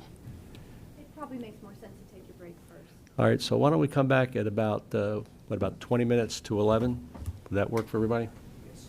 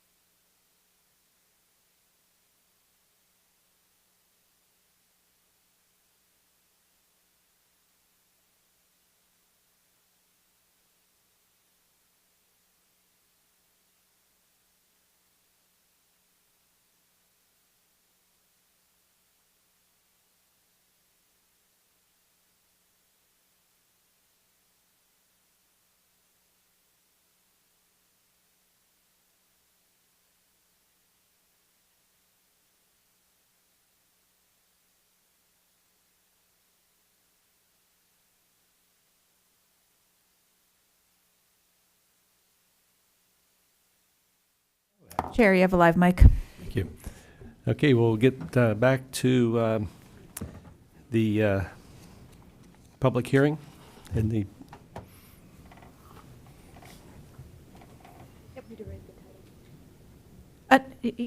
Whatever you want to do, it's fine. We're going to start with the applicant. yeah. We generally here start with the applicant. Did I already read? Yes, I already read the title in. Yes, we've already Before the done the break. disclosure, and we're all set to go. Thank you. Francesca Pass. Already. Good morning. My name is Francesca Passidomo. I'm an attorney with Coleman, Ivanovich, and Kester, here representing the applicant, the Morgan Companies. With me today is Patrick Vanass, the project planner, and the project civil engineer, Andrew Rath. I'll walk you through the scope of this petition, the purpose of this petition, and the location. Mr. Vanass will explain in greater detail the planning principles in support of this petition. In summary, this is a request to allow for a floor area ratio of 0.6, which is a technical deviation to your land development code. Sierra Meadows is an existing PUD. I will show you its location in a moment. When the PUD was approved in 1999, it adopted the land development code standard of 0.45. A assisted living and independent living facility was constructed in accordance with the 0.45 floor area ratio, but that had a unintended consequence. Again, I'll walk you through that in greater detail. This request will have no impact in terms of the actual commercial entitlements and commercial uses allocated to the PUD, nor an impact on the location of those uses. External drives, preserve areas. The preserve and all of the access to the project was already approved as part of the PUD, platted, and is developed.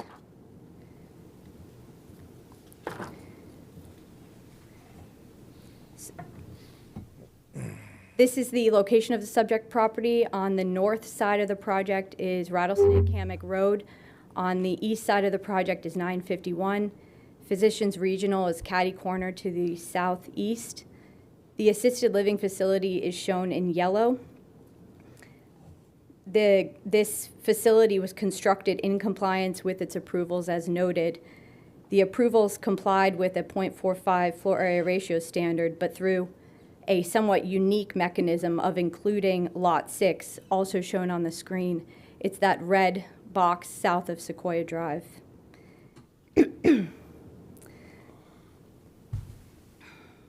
Lot 6 was included as part of the gross floor area ratio for the assisted living and independent living facility in its site development plan. The purpose of this PUD amendment is to allow a FAR standard of 0.6 in lieu of the 0.45 through the deviation process. A 0.6 FAR, as Mr. Vanass will explain in greater detail, has become the current standard for independent living facilities and assisted living facilities, but in each case, a technical deviation is required, and that is the process that we are with you in front of you today. Staff and the Planning Commission support the deviation. There has been no public opposition to this request to date, to my knowledge. In terms of the result of this request, so really the narrow question before you today is a rezone for the deviation from 0.45 to 0.6. And that is the standard of approval. That is what you are approving. But I think there's been a little bit of perhaps confusion on the result of that request. So as I explained, the two yellow pieces of property and that red piece of property, Lot 6, are in one site development plan. In that site development plan, Lot 6 was noted as will at the time of site development plan remain unimproved. That allowed for a total project acreage of including Lot 6, but the facility was actually constructed on the yellow. The outcome, in our opinion, and I believe in staff's opinion, is the antithesis of the purpose of this location, which is in fact in an activity center that is intended to accommodate a mixture of uses, including commercial services, proximate to those project those job employment centers and residential properties nearby. Lot 6 is a relatively small lot. The maximum square footage that we could potentially put on Lot 6 through various assignments of intensity that we'll receive is 10,000 square feet. So this is not necessarily a huge generator in terms of impacts. All of those commercial square footages already exist in the PUD, so it's assigning it to this property, which was always intended to be developed as commercial, but for that kind of odd site development plan process that occurred with the assisted living facility. The commercial uses that exist in the PUD, as you can see on the screen, are self-storage, gas station. This is not intended to be duplicative of those. Right now, they're talking to a coffee shop and maybe a small other retail store, but this, again, is not intended to be something that is hugely intensive, certainly consistent with the square footages already allocated to the PUD. So in short, what we're attempting to do is look at the FAR, determine whether the deviation from 0.45 to 0.6 makes sense in this location. We believe it does because the assisted living facility is constructed, developed, and Lot 6 was intended to be a commercial piece of property. This process is usually contemplated at the time of PUD, but because the PUD is so old, that's likely why they did this through the site development plan process rather than coming before you through what we're doing today. So we're here today. I'll turn it over to Mr. Vaness to walk through, again, the planning principles in greater detail. Thank you. Good morning. My name is Patrick Vaness. I'm a certified planner with the Neighborhood Company. It's a pleasure to be here. Francesca did a good job giving you a good summary of what we are requesting. I'll just back things up a little bit, give a little context. So the subject property subject to this deviations are lots 8 and 9 within the Sierra Meadows PUD. What you see here is the boundary of Sierra Meadows. It's plus or minus 90 acres. Within that PUD, you've got a large conservation tract. When you start from the west side going east, so that's on the left of the screen, conservation tract, multifamily tract, and then the commercial tract towards the intersection. The property is bounded by Collier Boulevard and Rattlesnake Hammock. And as mentioned, the deviation would apply to lots 8 and 9, which is where Discovery Village currently exists. The PUD was approved in 1999. Sierra Meadows started working on their SDP, not Sierra Meadows, Discovery Village, on their SDP in 2014, 2015. As mentioned, I can only assume, I don't know all the answers, I haven't talked to the original developers, but other PUDs I've worked on, typically you either start with what's allowed currently in the code, and the standard in the code is 0.45 for assisted living facilities, or you ask for a deviation, and the standard deviation that's been given to most ALFs in Collier County is a 0.6 FAR. Personally, I've worked probably on half a dozen to a dozen PUDs through the years that have requested that increase in FAR for assisted living facilities. And I think on all those projects that I was involved, it was granted at 0.6. So again here, just to reiterate, Discovery Village in yellow, when they came in with the SDP, they utilized the area of Lot 6 to be under the 0.45 FAR. Without Lot 6, they would have been at 0.51, just a slight increase. So this is the SDP. Again, we have lots 8, 9, and lot 6 over here. That entire area was utilized to calculate the FAR. Unfortunately, the unintended consequence is that the lot 6, which was always intended for commercial, always intended for future development, is now rendered undevelopable because it's encumbered with this FAR calculation. So by granting the deviation, lots 8 and 9 can stand on their own, and they would meet the zoning FAR maximum, and lot 6 could move forward with its own SDP. So this is just a slide reiterating what I just said. Just a moment. Commissioner Hall, you have a question? Mr. Furness, yeah, I have a question. So what we're talking about is just granting the .6 on what's already built? Yes, correct. And then lot 6 would stand alone at the same .45, or would the whole PUD be .6? Well, the deviation as it reads right now just increases the FAR max at .45 to .6. So technically it would apply to the entire PUD, but No, I was going to speak to it. The FAR is only for lots 8 and 9. So it's a deviation only really. Deviation is, since you've already counted lot 6, you need the increase for what you've already built, and then to still be able to do the commercial on lot 6. Otherwise, you can't do it at all. Well, just to address the question, the deviation is not PUD wide. It is solely with respect to That's what I was the really two asking. yellow lots. Okay, good, thank you. yeah. So, but correct, by granting that deviations to lots 8 and 9, it then allows lot 6 to move forward for development. Also, our understanding is Discovery Village has been there for close to 10 years. There's been no issues, no concerns with that project, and we are not aware of any future plans for that community.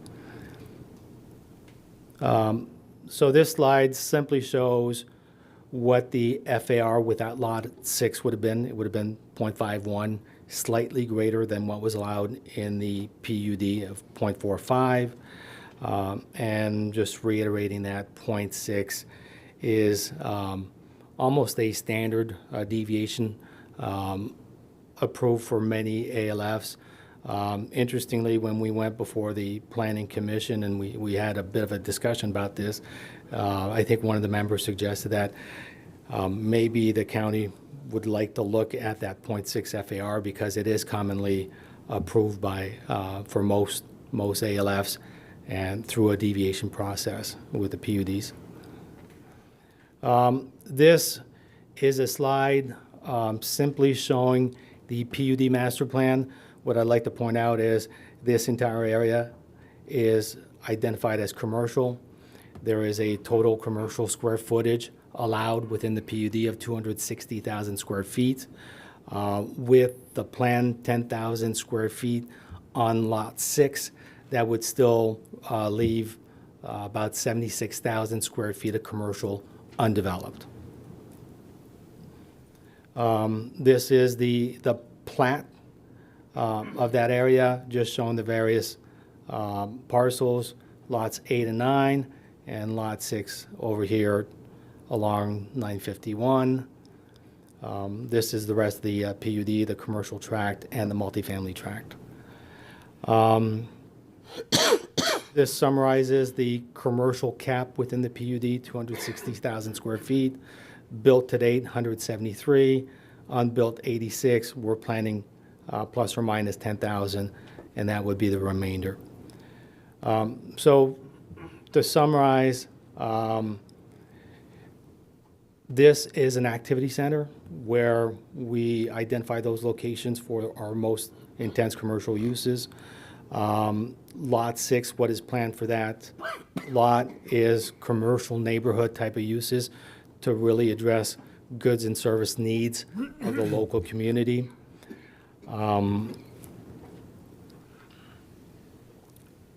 Also would like to point out that we sent out notices, held our NIM. No one showed up. We had no objections. I haven't received any comments, and I received one call. We had a neighbor call in, ask what was planned for Lot 6. He had heard that there might be a national chain going there for a coffee shop. I said, yes, that is the plan, and the gentleman was very happy. He's looking forward to it. So that's the only public comment that I've received. So with that said, we believe that the deviation, which will then in turn allow development on Lot 6, will not be harmful to neighboring properties. I think it advances the intent of the activity center. And with that said, we respectfully request your approval, and we stand for any questions. Commissioner LaCastro.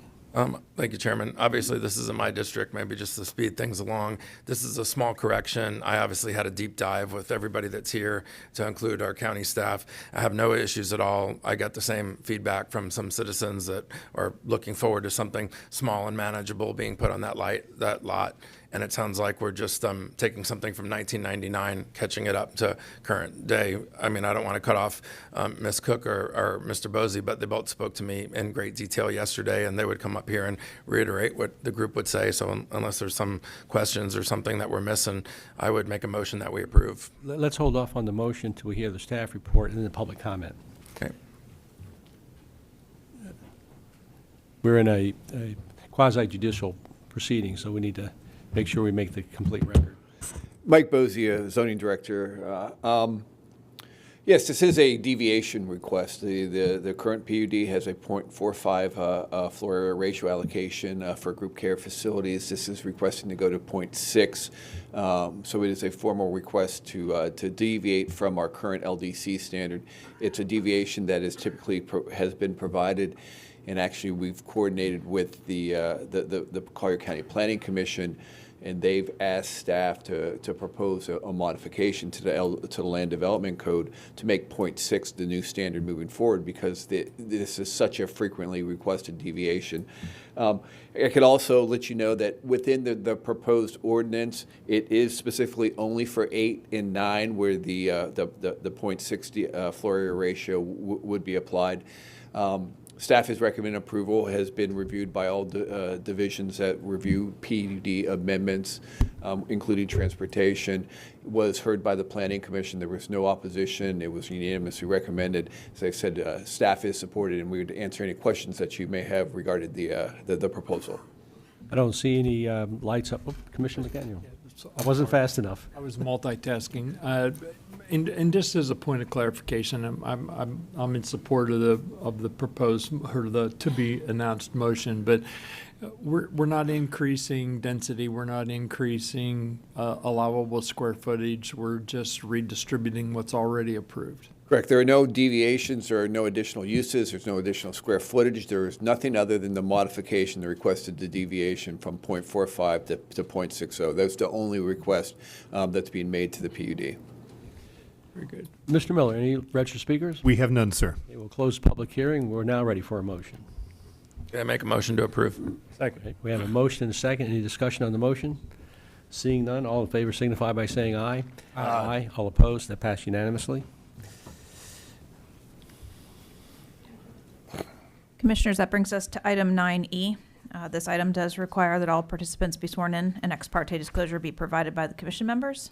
This is a recommendation to approve an ordinance amending ordinance number 04-29, the Immokalee Senior Housing Residential Planned Unit Development, and ordinance number 2004-41, the Collier County Land Development Code, by amending the appropriate zoning atlas map or maps by changing the zoning classification of an additional 0.55 plus minus acres of land zoned residential multifamily 6 with a wellfield risk management special treatment overlay zone W-4 for a project to be known as Immokalee Senior Housing Mixed Use Planned Unit Development by reducing the number of multifamily residential dwelling units from 119 to 30 units and allowing a 5,000 gross square foot 200-seat church and up to 50,000 square feet of certain community facility and educational services uses, updating the master plan and rescinding the affordable housing density bonus agreement on 7.99 plus minus acres of property located on the east side of 11th Street North, just south of Lake Trafford Road and Highland Elementary School in Section 33, Township 46 South, Range 29 East, Collier County, Florida, and providing an effective date. So ex parte? Commissioner Cowell. I have no expertise on this item. Mr. Hall. No ex parte. Commissioner McDaniel. Yes, meetings, emails, and phone calls.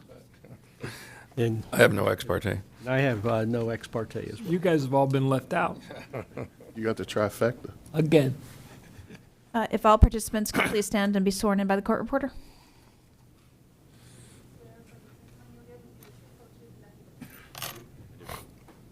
Oh, very good. We'll begin with the applicant. Good morning. Wayne Arnold here, representing the Immokalee Foundation and the Friendship Baptist Church. This is an amendment, as you heard Ms. Patterson say, to an existing PUD, and we're also adding about a half an acre of land to the PUD. Friendship Church has owned the property for some time. This is the property that's been built or developed with 30 of the affordable senior housing units. They didn't exercise their ability to purchase the rest of the land many years ago, so the Friendship Baptist Church is going to retain a portion of it to build a church for themselves and also a new educational facility for the Immokalee Foundation. And we had a neighborhood information meeting, and we obviously had a planning commission meeting. We had two people who spoke in opposition, primarily because we also, as part of the church, asked for a child care facility, a 100-student child care facility. That seemed to be the issue because, as you can see, the property is located here, but it's also just south of Highlands Elementary, and some of the neighbors felt that there might be competing traffic between a child care center and the existing elementary school. So the change we did make after the Planning Commission hearing, I'll go right to that slide, and I did have a conversation with Mr. McDaniel about this. What we've done is we've taken the child care use out as an independent use, and we've made it as a use that can only be held during a religious facility. So I think most churches by right have child care facilities during their services. Talking to Mike and his staff, we've agreed that we should probably put it in there just to make it clear that you could have child care during religious services. That's kind of in a nutshell where we are. Nomi Perez is here from the foundation if you have any specific questions about the Immokalee Foundation and what they're doing. And Mike Facundo, who's on your CRA advisory board for Immokalee, is also here and is a local architect that's been working on the project. Okay. Are there any questions or comments from the board before we move on to staff report? Mr. Bosey?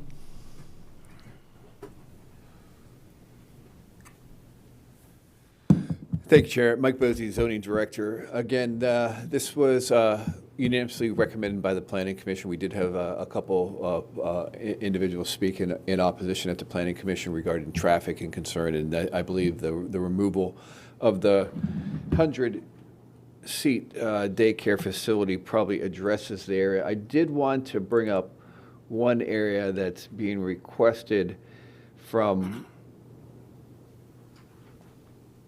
a staff perspective, and let me get to the section. Sorry.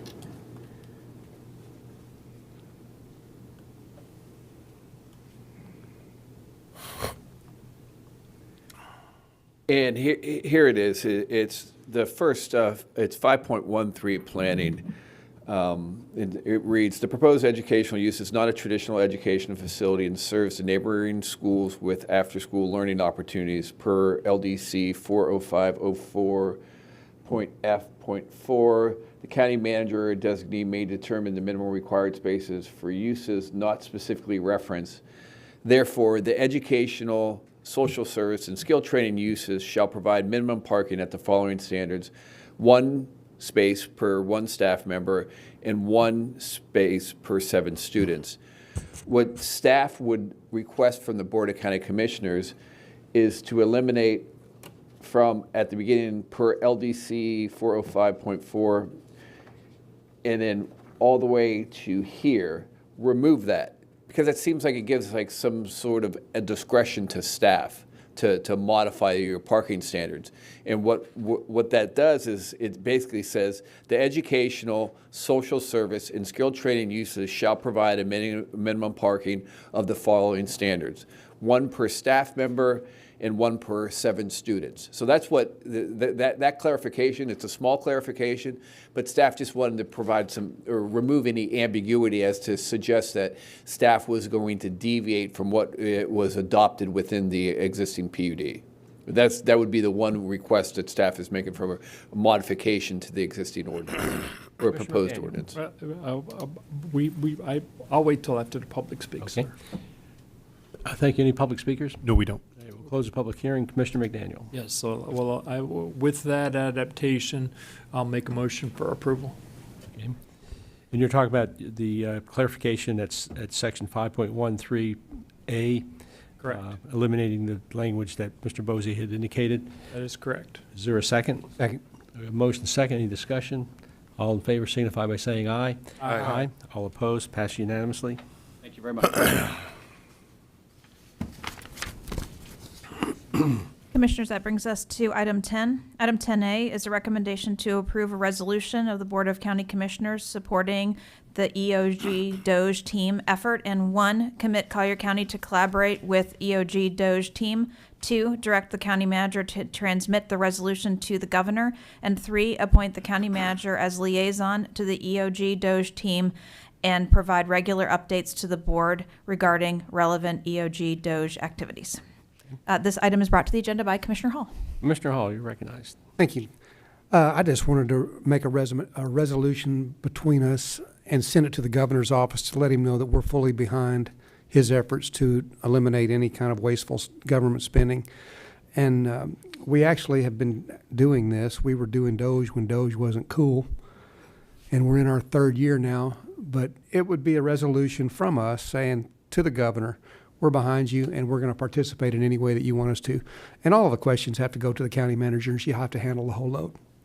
Commissioner McDaniel. Yes, and you're absolutely correct. We've been doing it since way before it was cool. My only comment that I had was the allowing for county manager or designee to be the facilitator between the state's Doge team and ours. And that, when I read that, it specifically said the county manager, and typically we include or designee.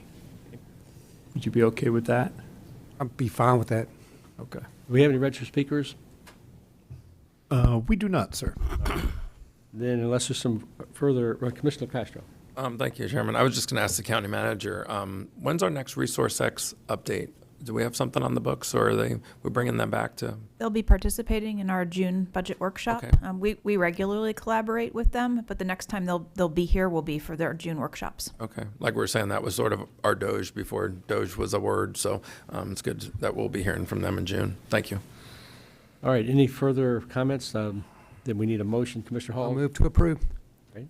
Second. All right, we have a motion, a second. Does that include that adjustment? Yes, that includes the adjustment. All in favor signify by saying aye. Aye. Aye. All opposed? And that passed unanimously. Very good. That brings us to item 11. Item 11A is a recommendation to authorize the county manager or designee to execute and transmit a notice of termination to cancel the sale under the agreement for the sale and purchase of the Williams Reserve property. Trinity Scott, your Department Head of Transportation Management Services, is here to present. Good morning. Good morning. Hold on, I'm trying to find my presentation. I don't see it.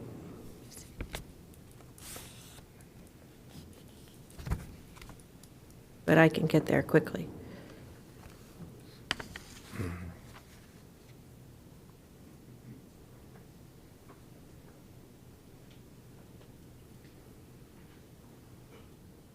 Okay, for the record, I'm going to dock Troy's pay because usually he has my presentation up. It was being updated. So for the record, Trinity Scott, Department Head for Transportation Management Services, and I have multiple folks in the room with me today that have been involved in this with our real property as well as County Attorney's Office. Oh, she just walked in. As well as growth management and community development, as well as the County Manager's Office. So just a reminder, this is the Williams Reserve property. On the right, I want to point out a few areas because I'm going to talk about them specifically. This particular area here, we refer to this as the boot, like your shoe. The yellow hashed area is the slough area, is how we refer to that. And then the south area are kind of the farm field area. So you'll hear me reference that as we go forward in the presentation. Just a little background, the seller's initial asking price was $23 million for 2,247 plus or minus acres. Back in May of 2024, the board approved a sale and purchase agreement. This was prior to our pre-environmental investigation, our due diligence period. The purchase price in the sales contract is $20,770,000, and that was, the basis of that was the average of 2 appraisals. The property, the boot, 168 acres, give or take, approximately 5.9, that was the average of the 2 appraisals. And then the remaining acreage, which included the slough and the remaining fields, the average of the 2 appraisals was $7,100 per acre. The due diligence period has been extended multiple times to conduct environmental investigations. Results of those environmental investigations include some soil contamination that exceed allowable thresholds that will require remediation, as well as groundwater contaminants that exceed those allowable thresholds as well. At this time, from a county perspective, we are unaware that the full horizontal area of the groundwater contamination has been defined. However, this will require remediation. The seller is not obligated to involve the Florida Department of Environmental Protection in the remediation process. However, when the property is developed, the Collier County Land Development Code requires the county to complete a pre-development sampling and coordination with the Florida Department of Environmental Protection. The seller's approach may or may not satisfy the agency's expectations, and this may result in additional assessment and remediation that would be the financial responsibility of the county. This may result in development delays or underutilization of the public investment. At the last meeting, the board directed us to go back and see how we might be able to find ourselves where we're okay without having FDEP involvement in this initial phase. And I remember Commissioner Saunders asking Ms. Ashkar, how would this typically be done in a private transaction? And the response was typically there's an adjustment in the sales price.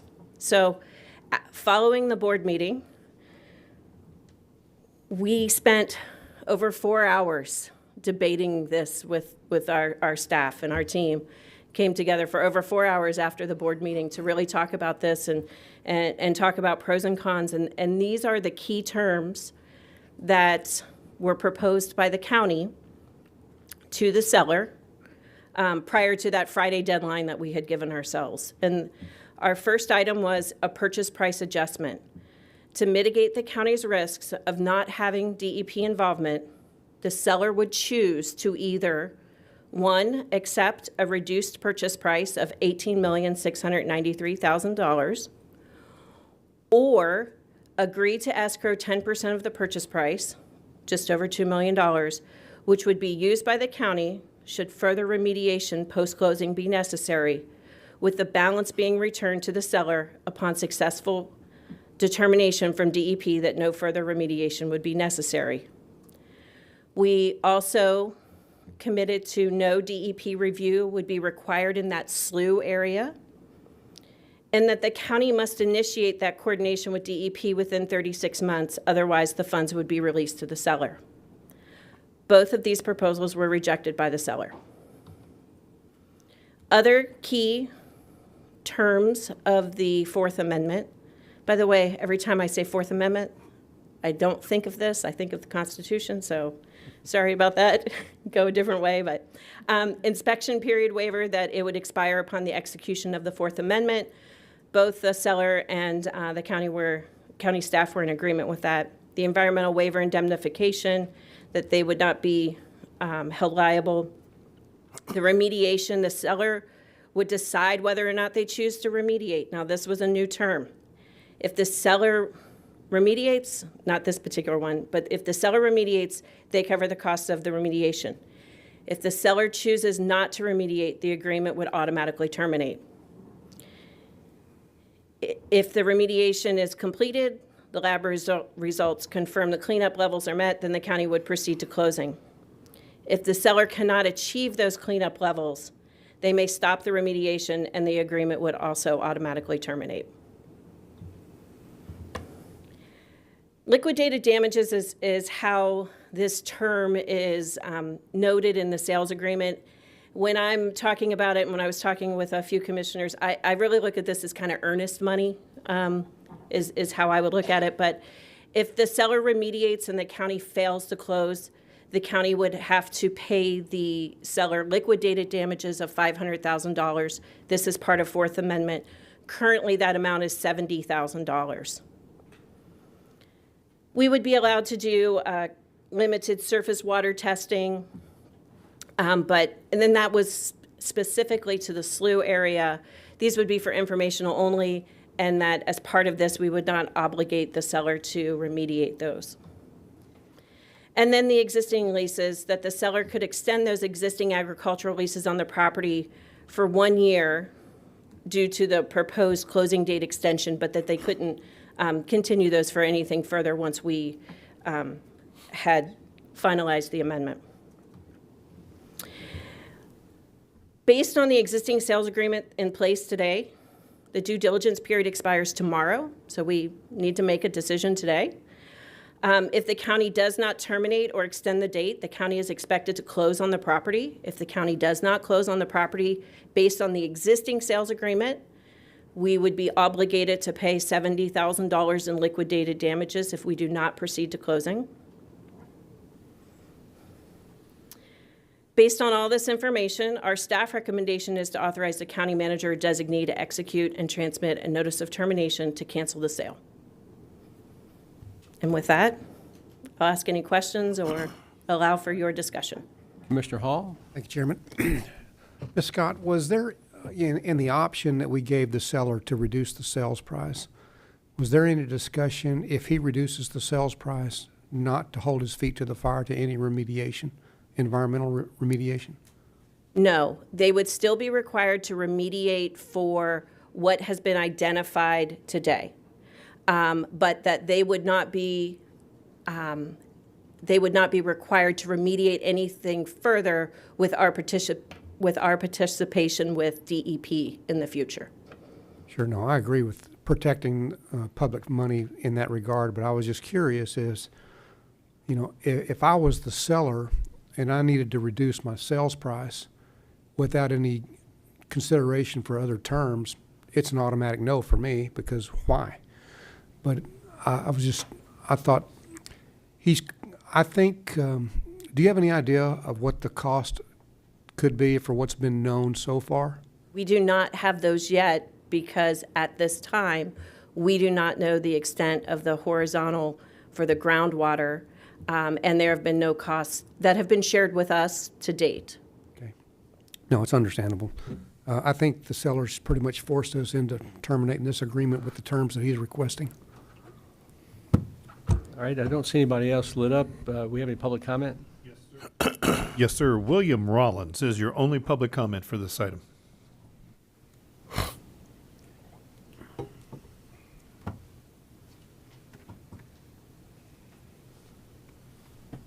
Good morning. Good morning. For the record, my name is William Rollins. I'm the senior broker at LSI Companies. On behalf of the family, they asked that I come here today and share with you a letter, a comment. Dear Commissioners, when Collier County approached us to acquire the property, we were thrilled at the opportunity to contribute to the community's future. We believe that our lands offer tremendous potential in workforce housing, parks, recreation, conservation, and watershed improvements from Immokalee to Lake Trafford. Our family has worked diligently to bring this transaction to a conclusion. At the county's request, we have agreed to conduct additional testing related to the known environmental issues. The condition causing closing to remediate these areas of state, residential, and groundwater target cleanup levels without relying on institutional controls or recorded restrictions. Additionally, we agreed to extend the closing date until remediation is complete. At the most recent board of County Commissioner meeting, James Williams clearly stated our position against involving the Florida Department of Environmental Protection, as this is neither required nor customary of the sale of the vacant property. We expressed our willingness to extend and inspect the inspection period to address minor cleanup items in the Fourth Amendment, provided there are no DEP involvement. The agreement presented to us following the last meeting included significant changes, including DEP involvement, which diverged from our prior discussions. We believe the Fourth Amendment we proposed aligns with the discussions at our BOCC meeting. It includes extending the closing date, removing unworkable short-term timing triggers, and maintaining the condition of the environmental issues be remediated prior to the county's obligation to close on the property. The Williams family respectively submits that our proposal, the Fourth Amendment, is fair and reasonable. We hope the commissioners recognize the value of the property brings to the Collier County and agree that our proposed terms are appropriate for the state. Thank you for your time and consideration. Sincerely, the Williams family. I've been doing this for a long time, and I don't know of any land transaction that hasn't had any kind of an environmental issue on it. These issues are resolved through remediation. A lot of times you do nothing. Sometimes you put a parking lot on top of it. It really is dictated by, one, your engineer that's doing the work, and then, of course, what DEP wants you to do. The next thing is the opportunity. This is a piece of property that I'm not sure exists anywhere around Immokalee or in East Collier County that could be acquired by the county and that could be turned into some really magnificent things. Today, your decision is going to reflect what this property is going to be in 20, 30, and even 50 years from now. Our generation won't be here, but there'll be other generations to enjoy this. Parks, recs, education, and also housing that people can afford. Yes, I mentioned there are risks, but risk comes with every property. Real quick, Don't worry about the timing, just whatever time you need. Okay, thank you. One thing I thought about was, is there a property that does not have risk? And I thought about the Garden of Eden. But the Garden of Eden also has risk. There's a serpent. So, I mean, you guys, you five gentlemen, are going to make a big decision today that's going to impact Collier County for a long time. And quite frankly, I think not everybody in the Collier County is going to be, let me back up. Not only the residents around Immokalee are going to benefit this, the entire county will benefit from it, and other counties. You're going to have people from other counties come and enjoy this educational and recreational and parks and things. Look at the City Gate. People from all over come and enjoy that park. So, gentlemen, it's up to you guys, but I think this is a big, big decision. Thank you. Thank you. Commissioner McDaniel. Yes. Oh, and I'm open for any questions. Just hang on just a minute, because there may be a few. I don't have any questions to him. I'm okay right now, Billy. Thank you. Trinity, do you mind coming back up and putting up the aerial of the entire site? There you go. It's been mentioned, and I guess I have a couple of technical questions. Oh, there we go. We can certainly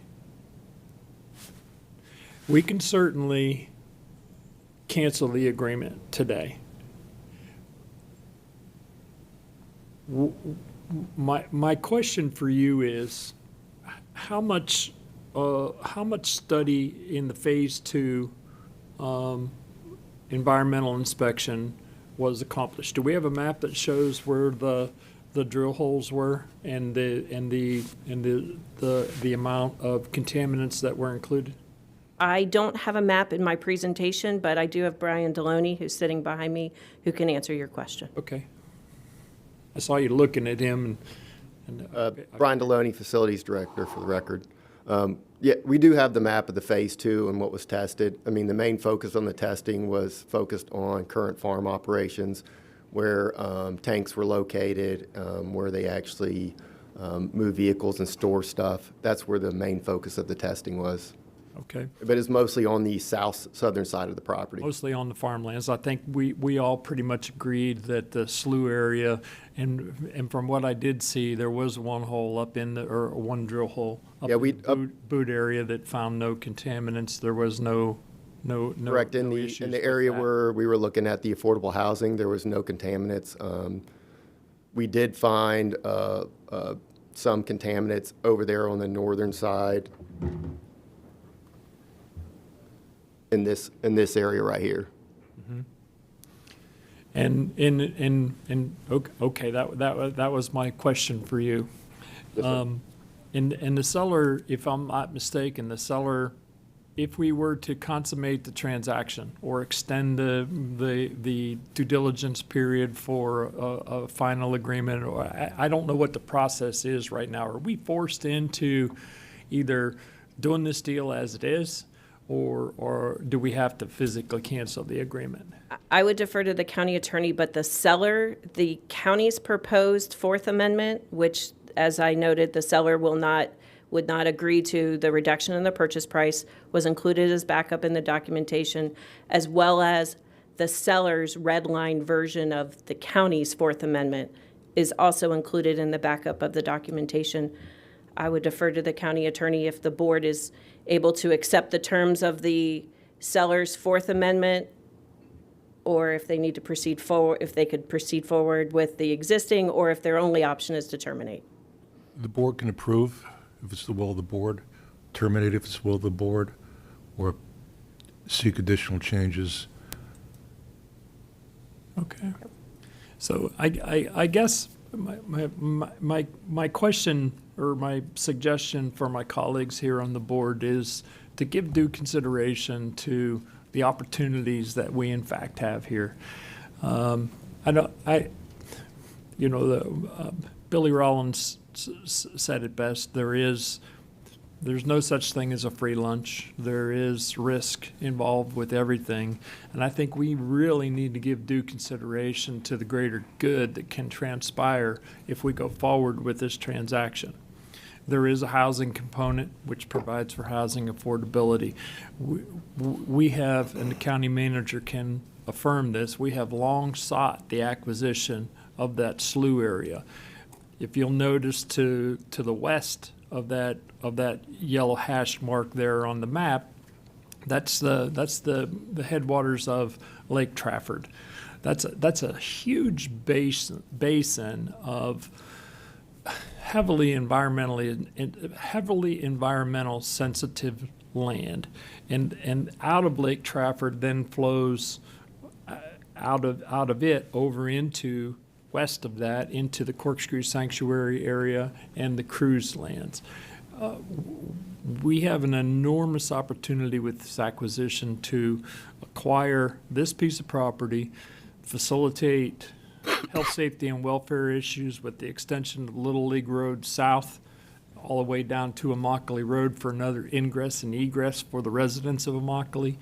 The acquisition of this slough property and these farm fields, we have ultimate plans for parks and rec and fields and all kinds of wonderful things that are very much necessary for all of Eastern Collier County.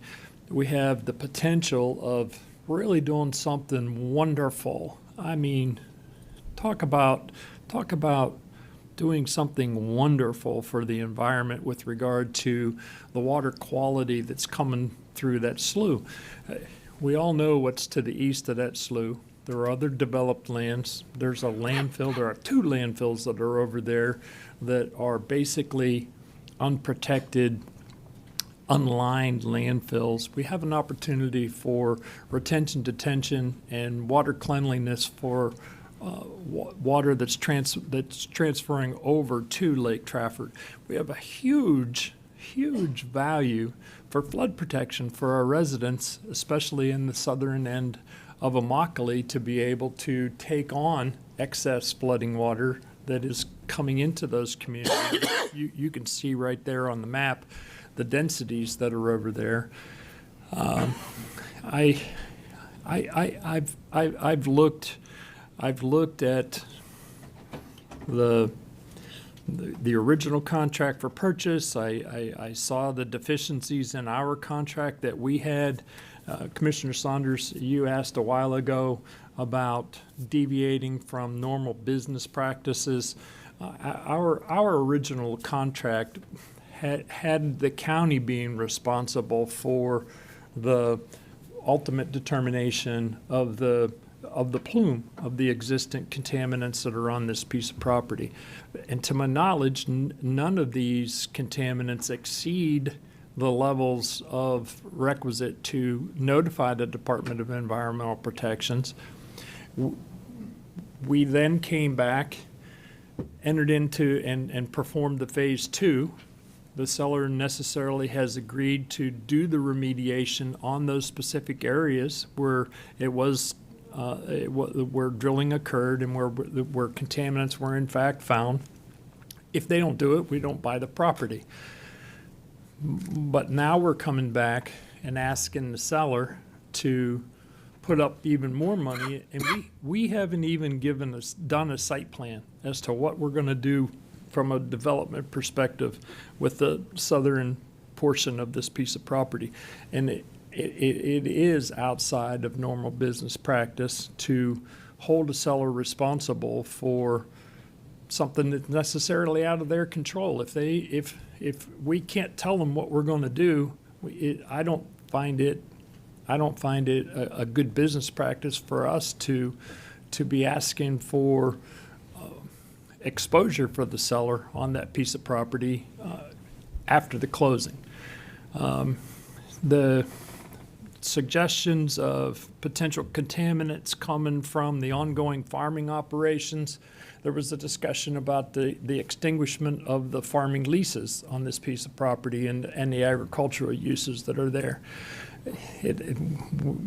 We really can't do that without actually going forward and closing on the property. If not, then exposing ourselves to the loss of revenue that the property owner in fact has. So my suggestion is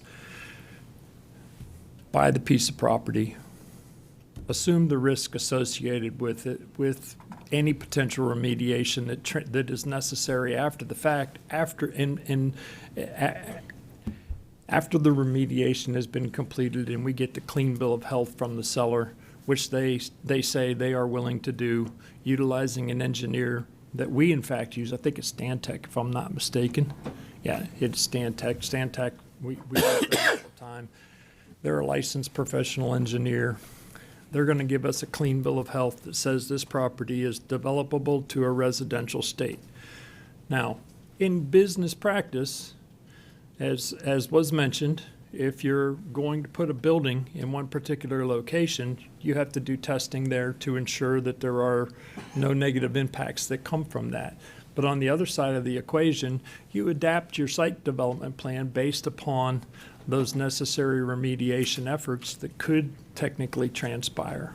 So my inclination with this transaction is the risk is there. There's no argument that there is potential risk with this piece of property in the future, but that determination of that risk is very difficult to ascertain given the fact that we don't have a site plan. We don't have any description of what we're in fact going to do with this piece of property. The benefits that transpire with this transaction far outweigh what I believe to be those risks in fact are. I've already stated that one of our first actions should be to replace the farm fields, which are now currently included in the rural land stewardship overlay for credit development, and replace those lands with the slough area, and then allow for Conservation Collier to be able to do the cleanup of the slough and the water cleanliness circumstances that are involved with the slough, and generate restoration credits, which can then be a benefit to the overall Conservation Collier effort as well.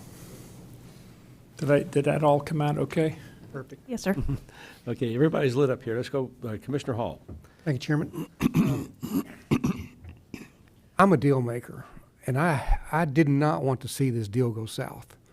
And that's why I asked the question about if we reduce the sales price, were other terms. When I just saw that the boot was where we are actually going to think about development and that there were no issues environmentally with that, that changed everything for me. Because the DEP involvement, the only involvement or the only hindrance is they take so long to stop any kind of development. Well, that's excluded. And so then the seller saying that, well, we may remediate or we may not, that bothered me at first. But I don't think that they're going to let, since the things that are found are actually less than what would be required for the DEP, I don't think the seller's going to say, no, we're not going to remediate. I think they're going to do what they need to do to consummate the deal. I'm all about the risk without being risky. And I know that that's a play on words, but there you can do that. We can take the risk with the southern ag fields, but what we really want and the real value to us is up there in the boot, and we can deal with whatever we have to down in the southern fields. But the benefits to the whole property and the deal overall, I think, far outweighs what this what's being concerned. And I know that we're concerned. I was concerned. The scab of the Golden Gate property is still a little bit soft. And we wanted to learn from our mistakes, and we just wanted to make sure that we weren't doing the same thing here. And I don't think that we are. So I'm willing to do this. Commissioner Colwell. Thank you, Chairman. That word risk has been thrown around a lot in business, as an investor, a visionary. The problem is individuals make those decisions to take risk when they see a vision, what they can do with something or can't do with something. And if it doesn't transpire and it doesn't prosper to whatever their vision might be, and the risk goes the other way, they're the only one who pays for it. The five of us today are going to be asked to make a decision where we know there's risk. But the five of us, when the risk comes up to the point where it's riskier than we thought, the five of us personally are not going to be punished by it. We're not going to be diminished by it. In the private sector, you are. That's the risk you take. The problem is, the only people going to suffer is the taxpayer. Because we're going to make the decision, nothing's going to happen to us, risk-wise, but the taxpayer will bear in that risk. When I look at this property, I see two pieces that I think have any value to it. And being a person that knows there's a risk already going into it, I would feel more comfortable if we renegotiate this and try to purchase the slough and the boot. And the rest of the property, we already know there's a risk. And in good conscience, I don't want to go into a project knowing there's a risk, because it's not my risk. It's the taxpayer's risk of Collier County. And that's just kind of my position on it. So, Commissioner LaCastro. I think we have the opportunity to obtain a very large and valuable piece of property. I believe we've taken greater risks on things here, and we always have to weigh that. In my notes here, and that's already been repeated, I said, in my opinion, the gain outweighs the risk. They've already accomplished environmental testing in the most risky area, and it hasn't exceeded any kind of standard or whatnots. And I think as you go further north, there's going to be even less environmental issues, as has been stated. If we're blindsided a little bit by something, I don't think it's going to be overwhelming. And the gain to obtain this large of footprint that surrounds so many other things, as Commissioner McDaniel was saying, I think the opportunity to gain this parcel would be a big win for the county, and also the way we're paying for it. The briefing I got yesterday, you probably all did as well. I just wanted to reiterate where the funds were coming from, and a lot of smart things are being done to pool funds together to obtain this large parcel, and I think it's a smart move. I'm going to support the purchase. Hey, I have a couple questions for our staff. In terms of the boot area, from what I understand, there is no environmental issues there. That property will be ready for development. Yeah, we did one sample up at the boot and did not find anything in the boot area. So will there need to be any other sampling, or does that take care of it? It would be based on FDEP's input when we go to develop it. So is there any way to determine in advance of closing as to whether there are environmental problems there? One sampling site doesn't sound sufficient, but I don't know. That's the question.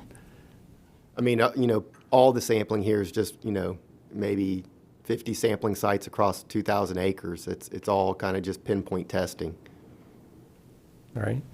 So we had one sample there that was clean. You can't indicate whether or not there are any other issues there with that site, but as far as you know, that site's ready to go. Yes, sir. Right. Then in the slough, we're not going to do anything with the slough in terms of development. So if there's pollution there, it stays there. We don't have an obligation to clean the slough. Actually, we would, through Conservation Collier, we would go in and essentially we want to restore our water quality through there, as Commissioner McDaniel noted with regard to this. These are waters that go to Lake Trafford, so we would certainly look to attempt to clean this area up as best as possible. I see the county manager. I know this has been the area that she has been most passionate about, has been the slough. So we've, as Trinity said, been working to acquire the slough various ways for probably a decade now. So we know there are some issues in the slough leading to issues in Lake Trafford, but that's really, the slough takes water from large segments of Immokalee, so the goal is to get in and clean the slough. As I guess what I'm trying to say is not being a part of this as the responsibility of the landowner. This was something that we always were willing to embark on, and if it makes it better, we have already lined up partners that are keenly interested in assisting us with that cleanup, including the Water Management District. So in terms of the slough, regardless of the environmental issues there, we want to acquire the slough. That's important for Lake Yes. Trafford and that whole area. And Immokalee, yes, sir. Then on to the farm fields. So what do we know about the farm fields at this point? That, there's been testing around the areas where the farm operations are, where they fill up the vehicles, and there's been contamination found in both the soil and the groundwater. Can you describe that a little bit more than just contaminants found? I mean, what kind of contaminants are you talking about? Yeah, so there's both hydrocarbons in the groundwater. There's both arsenic. We found lead in the upper portion in the groundwater. The main concentration is around the farm operations area, where there's arsenic above the natural attenuation level for DEP. So they'd have to be active engineering controls to mitigate that. All right. So in terms of the farm, and we don't know the extent in the farm fields, but there's been testing around where there's been parking of vehicles, fueling of vehicles. Yes, sir. But the whole area has not been. It focused on the current operations of the farm fields and where there was most likely to find contaminants. Would you just, in your experience, expect problems outside of those particular areas? I mean, just over the years, right, this has been farmland for many years. I expect operations out there has changed from time to time, where they're doing fueling, where they're not doing fueling. We're talking all, above ground tanks or 500 gallons.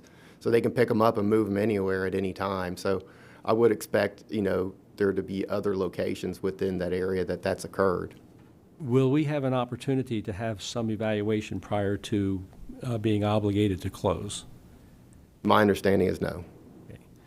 Then in terms of if we want to do anything with those fields, if we want to turn them into football fields, a passive park or a recreational facility, an active park, we would have to remediate. And we just don't know what that remediation would be. Correct. We'd have to find it first, right? We don't know where it's at, then we would have to remediate. All right. And if we decided not to do anything with those fields, continue it to be farming into the distant future, will we have to remediate anything at that point? If we know about it, if we find it, then we would have to remediate. And we have no way of knowing what that remediation cost would be. No, sir. Once we buy the property, it's our problem. Yes, sir. And we don't know the scope of that problem. And is that partially because there hasn't been enough testing, enough locations pinpointed to test, or why don't we know? I mean, it's hard over a large parcel like this. You know, you could go and spend, $2 million in testing and still not know. So you kind of got to throttle how much testing you do versus how much you don't do. Well, once we buy this property, are we going to spend $2 million doing the testing you just described, since it's now our property and we'll have to clean it? I'm just trying to get a. Yeah, it would be really based on DEP's recommendation when we go to do our to target the amount of testing that would be needed. I see the value of this property from an environmental standpoint, from the community, but I'm a little concerned about how much risk we really are assuming. If you're even suggesting that it could cost millions of dollars just to test, that doesn't even get into the cleanup. And that I think what you're suggesting is that if we do acquire the property, we are going to test and we are going to clean it up. I wouldn't expect we would do $2 million in testing, sir. I'm just saying that due to the size of the land, right, you could do all the testing out here and maybe not find everything. It's a large parcel, and you have to kind of target the areas you're testing where you expect contamination. Typically, how that's done is by looking at historical photos, trying to figure out where operations occur, interviewing the existing operations out there, asking them what has changed since they've known the land, and then looking for like low-lying areas where water would have stored and concentrated contaminants. Well, we've been dealing with this piece of property for, I don't know how many, a year and a half, whatever the time period has been. That testing has not been, those specific points that you're talking about from the aerials and the history of it, has there been testing in those specific sites? Again, I'd say the testing was focused in the existing operations where there's current operations. Now, we did do some additional testing in lower level areas, and most of what we found was one, the lead up in the northern portion that I previously indicated, and then we found a location of arsenic in the soil. Commissioner McDaniel. Yes, and one of the things, and this is just for your thought process, Commissioner Saunders, when we bought the Golden Gate Golf Course, and as Commissioner Hall mentioned that the wounds from the Golden Gate Golf Course are relatively speaking fairly fresh, we had a site development plan. We knew where the residential was going to go. We had a decent idea that we were going to do a center for the first tee. We knew where predominantly that we were ultimately going to do a veterans nursing home on that piece of property. We knew that a portion of it was going to be redeveloped into a golf course. And we also knew that there was going to be inevitably remediation requisites once we actually determined what we were going to do and where we were going to in fact do it. This piece of property, in comparison, that was 169 acres. This is in excess of 2,000 acres. And without a site development plan, only conceptual thoughts as to what we can do with it, with the location of the road, with the location of the fields, with the location of particular buildings, as the case may be, it would be impossible to do enough testing today to ascertain that we could do whatever we want, wherever we want, because we don't know what we want to do just yet. In the event, and I'm going to offer this up to you, I mean, if you'll recall, hydrocarbons that are found on a farming operation oftentimes come from fuel splashes and things, and those are de minimis remediation efforts, unless someone were to have a tank rupture or something along those lines. We have been assured that the lessees that are on this piece of property operating these farming operations do have accountability with regard to potential contaminants that could in fact transpire from those operations. So I go back to the ability to ascertain the exposure, if any, is actually dictated by the county at all with regard to what we do with the piece of property. If we find as was stated, if we find a contaminant in a particular area, we will be required to clean that up. It's that simple. Right now, there are 50-some holes, and I call them holes. Those are drill holes that they do the sampling from. And if you've ever done any kind of drilling or testing, all you actually know is what comes out of that 4-inch hole. That's all you know. And until the perimeter holes are actually done and the plumes are ascertained, that's what comes after within the phase 2 process, and then the in-fact remediation is completed. So for and until we know what we're going to put where, and we do have the capacity to manipulate the construction and what we're planning on utilizing this piece of property for. Did we lose the picture? So that's just me trying to share with you the 169-acre piece of property where we got exposed heavily for a lot of relatively speaking, a lot of remediation. It would be very difficult to determine what the actual exposure is here for this piece of property, especially when we have a chance to maneuver the site development plan to be able to be to our benefit and mitigate that exposure as much as is physically possible. Commissioner Cobalt. Thank you, Chairman. Two things. I'd like to just revisit the boot a second, because there was a comment made that we did one core sample, and I think Commissioner Saunders says, will we be able to proceed? And we know what we kind of want to put up there is basically affordable workforce housing, that type of project in that area. But that's not factual, because we still have, once we do a site plan and we have to develop it, then we're held to DEP to test it again, correct? Again, I can't speak to what DEP is going to want or not want.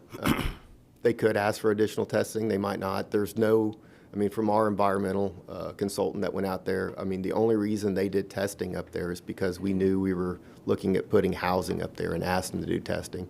There was no indicator that there would be contamination in that area. Because the seller was adamant that he doesn't want to be involved when DEP does participate in anything we do in the future. And that's kind of like, to me, like, it gives me a red flag to think that, does he know something I don't know? Or, because there was even an Amendment 4 of having money taken into escrow. And if there's no issue, he basically got the balance back if we didn't have to mediate anything else other than what the known risk is. And it was a cold, hard no to even participate in that. So these are just red flags to me, because now I got to enter into risk, a known risk, which we know is the farmlands. And I'll just go touch on the farmlands. We keep referring to the Golden Gate Golf Course project. And we did find some contaminants, probably more than anybody thought we'd find there. And that was a farmland decades ago. This is still an active farmland. That was decades and decades ago. That was a golf course when we purchased it. It was a golf course for decades before that. So we can only imagine what else on an active farm, the amount of contaminants can be, let alone on one that was buried underground for 30 years. And we still found contaminants. So I think you got to take all these things kind of in consideration. That what is the true risk? We already know factually today, and that's what I'm just trying to say. I'm trying to wrap my head around me being part of that risk, and when it's not my money to risk, it's a hard pill for me to swallow. I think the sluice is important, and I think the boot would be important, but it doesn't sound like the seller would want to sell us just those two parts. So. I can't get myself to that point. Well, you know what, I'll hold my comments till I hear from the rest of you. I thought we were pretty much done discussing it, so. Commissioner Hall. Thank you, Chairman. I looked at the seller in the eye and I said, because you're not willing to let the DEP in, that's, it seems to me like you would be hiding something. And he said, I would think the same thing if I were you. He said, but the reason we didn't want the DEP involved was the time issue of closing. So there's a big difference between having the DEP as an agency involved and then DEP standards for remediation. And they have promised us that they would remediate what's known, if they choose to do that, to the standards of the state. And so that, to me, is risk, but it's not risky. And that's, Can I have a direct comment to that, since it was kind of piggyback on my comment? Now, knowing what was proposed to the seller with the money in escrow, wouldn't have changed the closing date. The money would be there, and if there wasn't an issue, like he said, by looking you in the eye, would that change your opinion now, knowing he still turned that down? yes, because of the timing that it would take. That money could be held up for 2 or 3 years or longer before we decide what DEP is going to ask us. Commissioner Castro. I was just going to make a comment. I think we're trying to learn some lessons from the golf course, but it isn't quite apples to apples. Commissioner McDaniel frequently refers to his other life and his experience. I do have a bit of experience building on top of golf courses in my previous life, and it's usually the golf course fertilization which contaminates the property. So, I didn't do the testing on Golden Gate, but I would venture to say that the 30 years of farming prior to it being a golf course was probably less of an issue as the fresh golf course and the years and years of fertilization and other things that were done. That's what I primarily, in my experience, when we built on top of some golf courses in the military that weren't farmland prior, they exploded with DEP testing, and it was because of the fertilization and other things that we had done, on the golf course. So this one's a little bit different, and I'll echo what Commissioner McDaniel says. We have a lot of flexibility and latitude, and me, just as to environmentally protect this big parcel of land, and then maybe do something with pieces of it. I still say that the gain outweighs the risk. Commissioner McDaniel. Now I'm ready.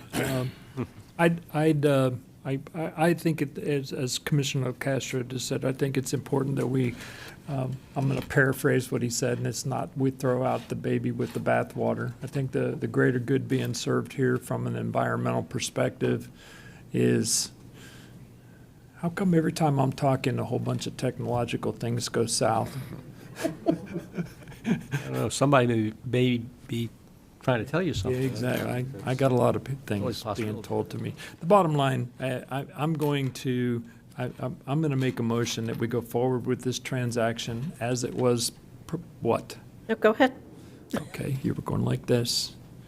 I'm going to make a motion that we go forward with this transaction as it was proposed for the original purchase price that we agreed upon, that the remediation be completed by the seller, that we received a clean bill of health, that we put up the $500,000 earnest money that secures the seller's position to go ahead and take on the risk of the remediation expense, because they are bearing that expense themselves.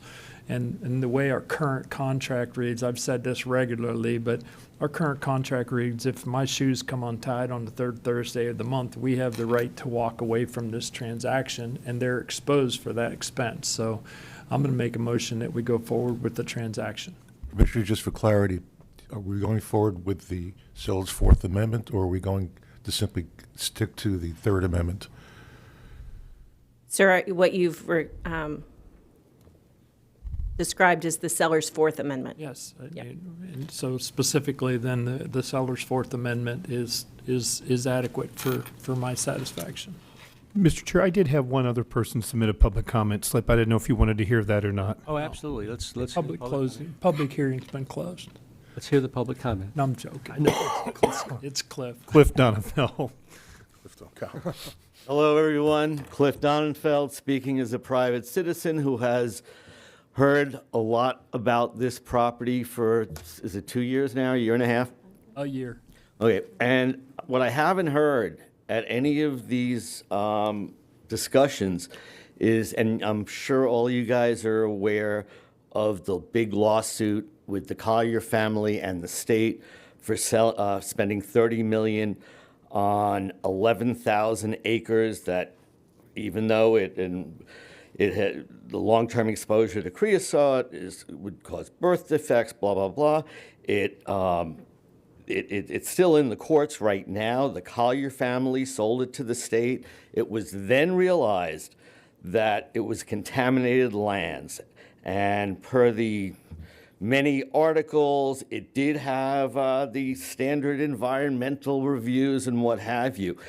It was a huge error. So I hear a lot of talk about the error in the golf course, and maybe because this was a state purchase, but it's in Collier County. It is Collier family that sold it, and I haven't heard anybody pro or con referring to this case, which this land was purchased about 1 year ago, and it's going on. And I do think that more due diligence and exploration of the mitigation factors, because I appreciate Commissioner Koala's responses about the riskiness and risking other people's money, but you also may be risking other people's health issues in a big, big way. And this is a big, big purchase, and I think you should really, be careful about the risk before you move ahead. And nothing against conservation, nothing against all the great proposed uses, but it's one thing for the state to defend itself in a $30 million lawsuit. It's another thing for the county, too. So that's all. We Thanks. have no further speakers. Let me ask a question, because this gets to be a little bit confusing. We have an existing contract right now that expires tomorrow. Is that the? Tonight at midnight. Yes, sir. And so And then you have proposed amendments. the motion is to approve amendment number 4 Seller's as version. presented by the seller. Yes, sir. Can you go through what the existing agreement does and what these changes do, so that everybody on the board understands what we're voting on? I'll let I'm Sally, not sure I fully understand. yeah, let Sally take the lead on this. Good afternoon, Commissioner. Sally Ashkar, Assistant County Attorney. I'll walk you through some of these changes that are up on the screen right now. Primarily, the biggest change is that the seller is going to be responsible for the remediation in this case. The county doesn't have a say over that remediation. The county doesn't have the ability to get DEP approval, but the seller will be completing that remediation. The remediation will be done to residential state standards. That is the standard that's outlined in the agreement. Which portion of the property would be subject to that remediation? Trinity, do we have the map that was shown? There's the map.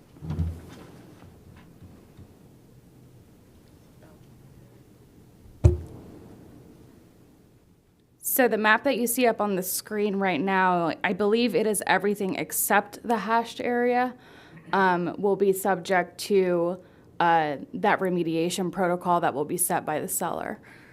So that would include all of the farm fields? Yes. But Go ahead. For the areas that were identified in the Phase 1 and Phase 2 environmental.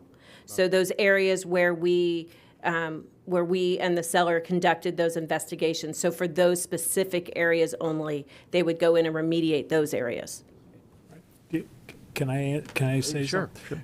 Sure. Have you ever done remediation before? I haven't personally. Okay.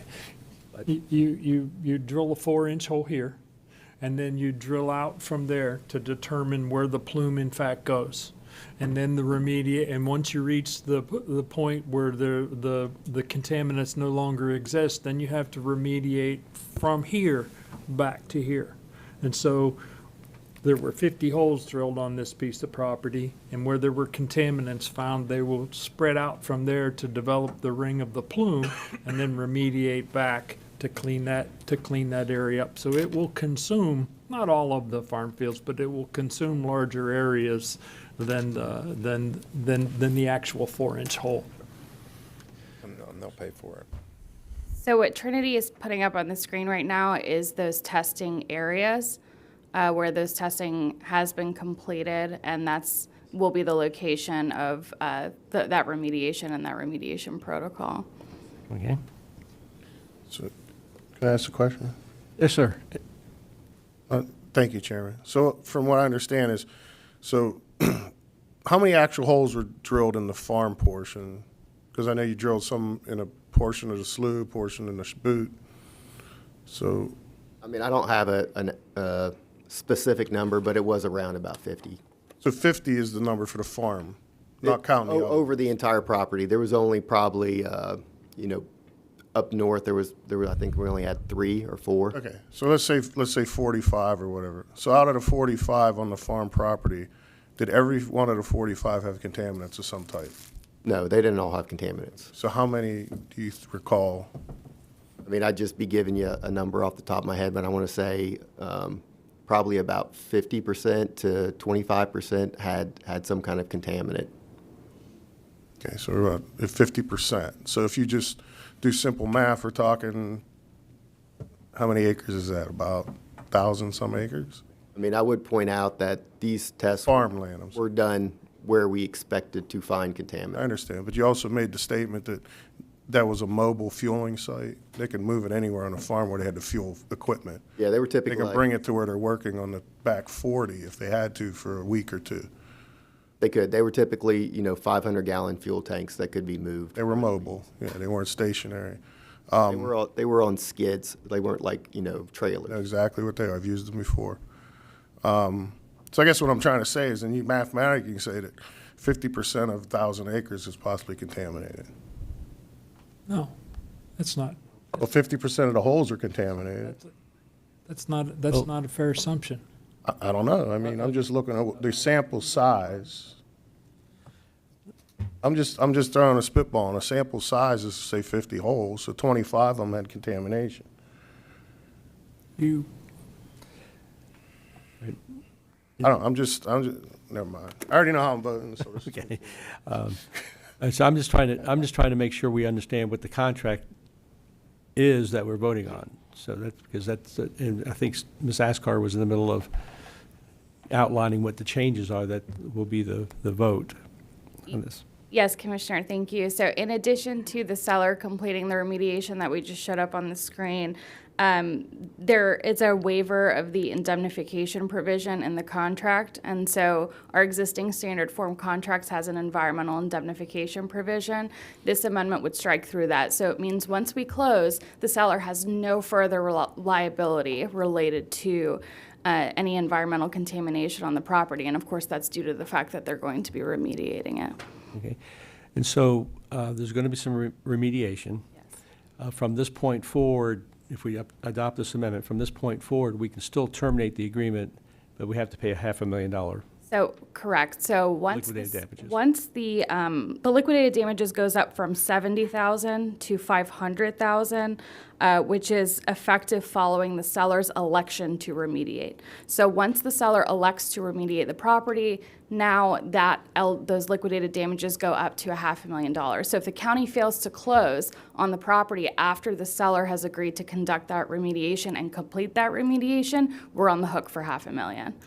All right, well, I would be supportive of this if we didn't have to risk the $500,000. Now, the property owner, and this is a question for Mr.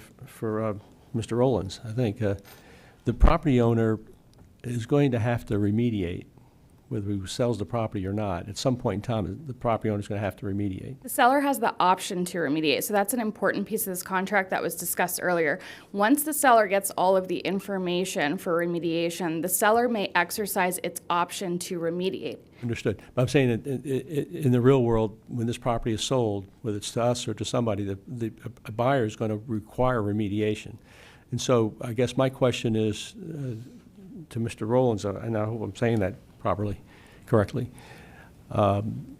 Any consideration for keeping you're going to make the decision as to whether you're going to remediate. You have that total option. Okay, in the real world, you have a property owner, they sell their property to a developer. The developer does the phase 1. If there's a phase 2 required, they can elect to do that. But the phase 1 basically identifies everything that's there, areas of interest. The developer would then make up the mind, okay, I'm going to acquire the property, and I'm going to decide on whether or not I'm going to remediate or I'm not going to remediate. And then they're going to take their site plan and design that around the areas that need to be remediated because they might put a building or a parking lot over an area. If they decide to put a ball field over an area that's contaminated, then they would go in and they would remediate. Typically, the sellers are not required to remediate the properties. Would you be willing to consider reduction of that liquidated damage number from $500,000 to something? I think what you have on the table is what the sellers are willing to do. All right. Yes, sir. Thank you. Commissioner McDaniel.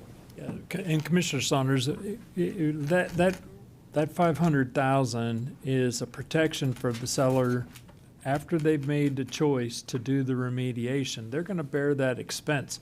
Our contract that we have, all of our contracts that we have allow us to cancel without cause, and we would only have 70,000 exposed. And the 500,000 is for us to have skin in the game to show that we are interested in acquiring the piece of property and mitigate the risk for the seller and the burden of that expense of that remediation, whether it's 100,000 or whatever the actual expense is. So we're not losing that money unless we chose to not buy that. We're not exposed for that money unless we chose to not buy that piece of property. Okay. All right. I think we have a. I'm sorry, Oh, this that's is Crystal. I do have some questions that I'd like to clear up just from a contractual standpoint. When we say remediate, are you only talking about the designated areas where they've done the preliminary, or are you talking the whole area? Obviously, we've all been around for the golf course. It took 7 years. We had many issues of what went where. One of the things that struck me from the whole conversation is that we don't really know all the things we're buying it for and planning it.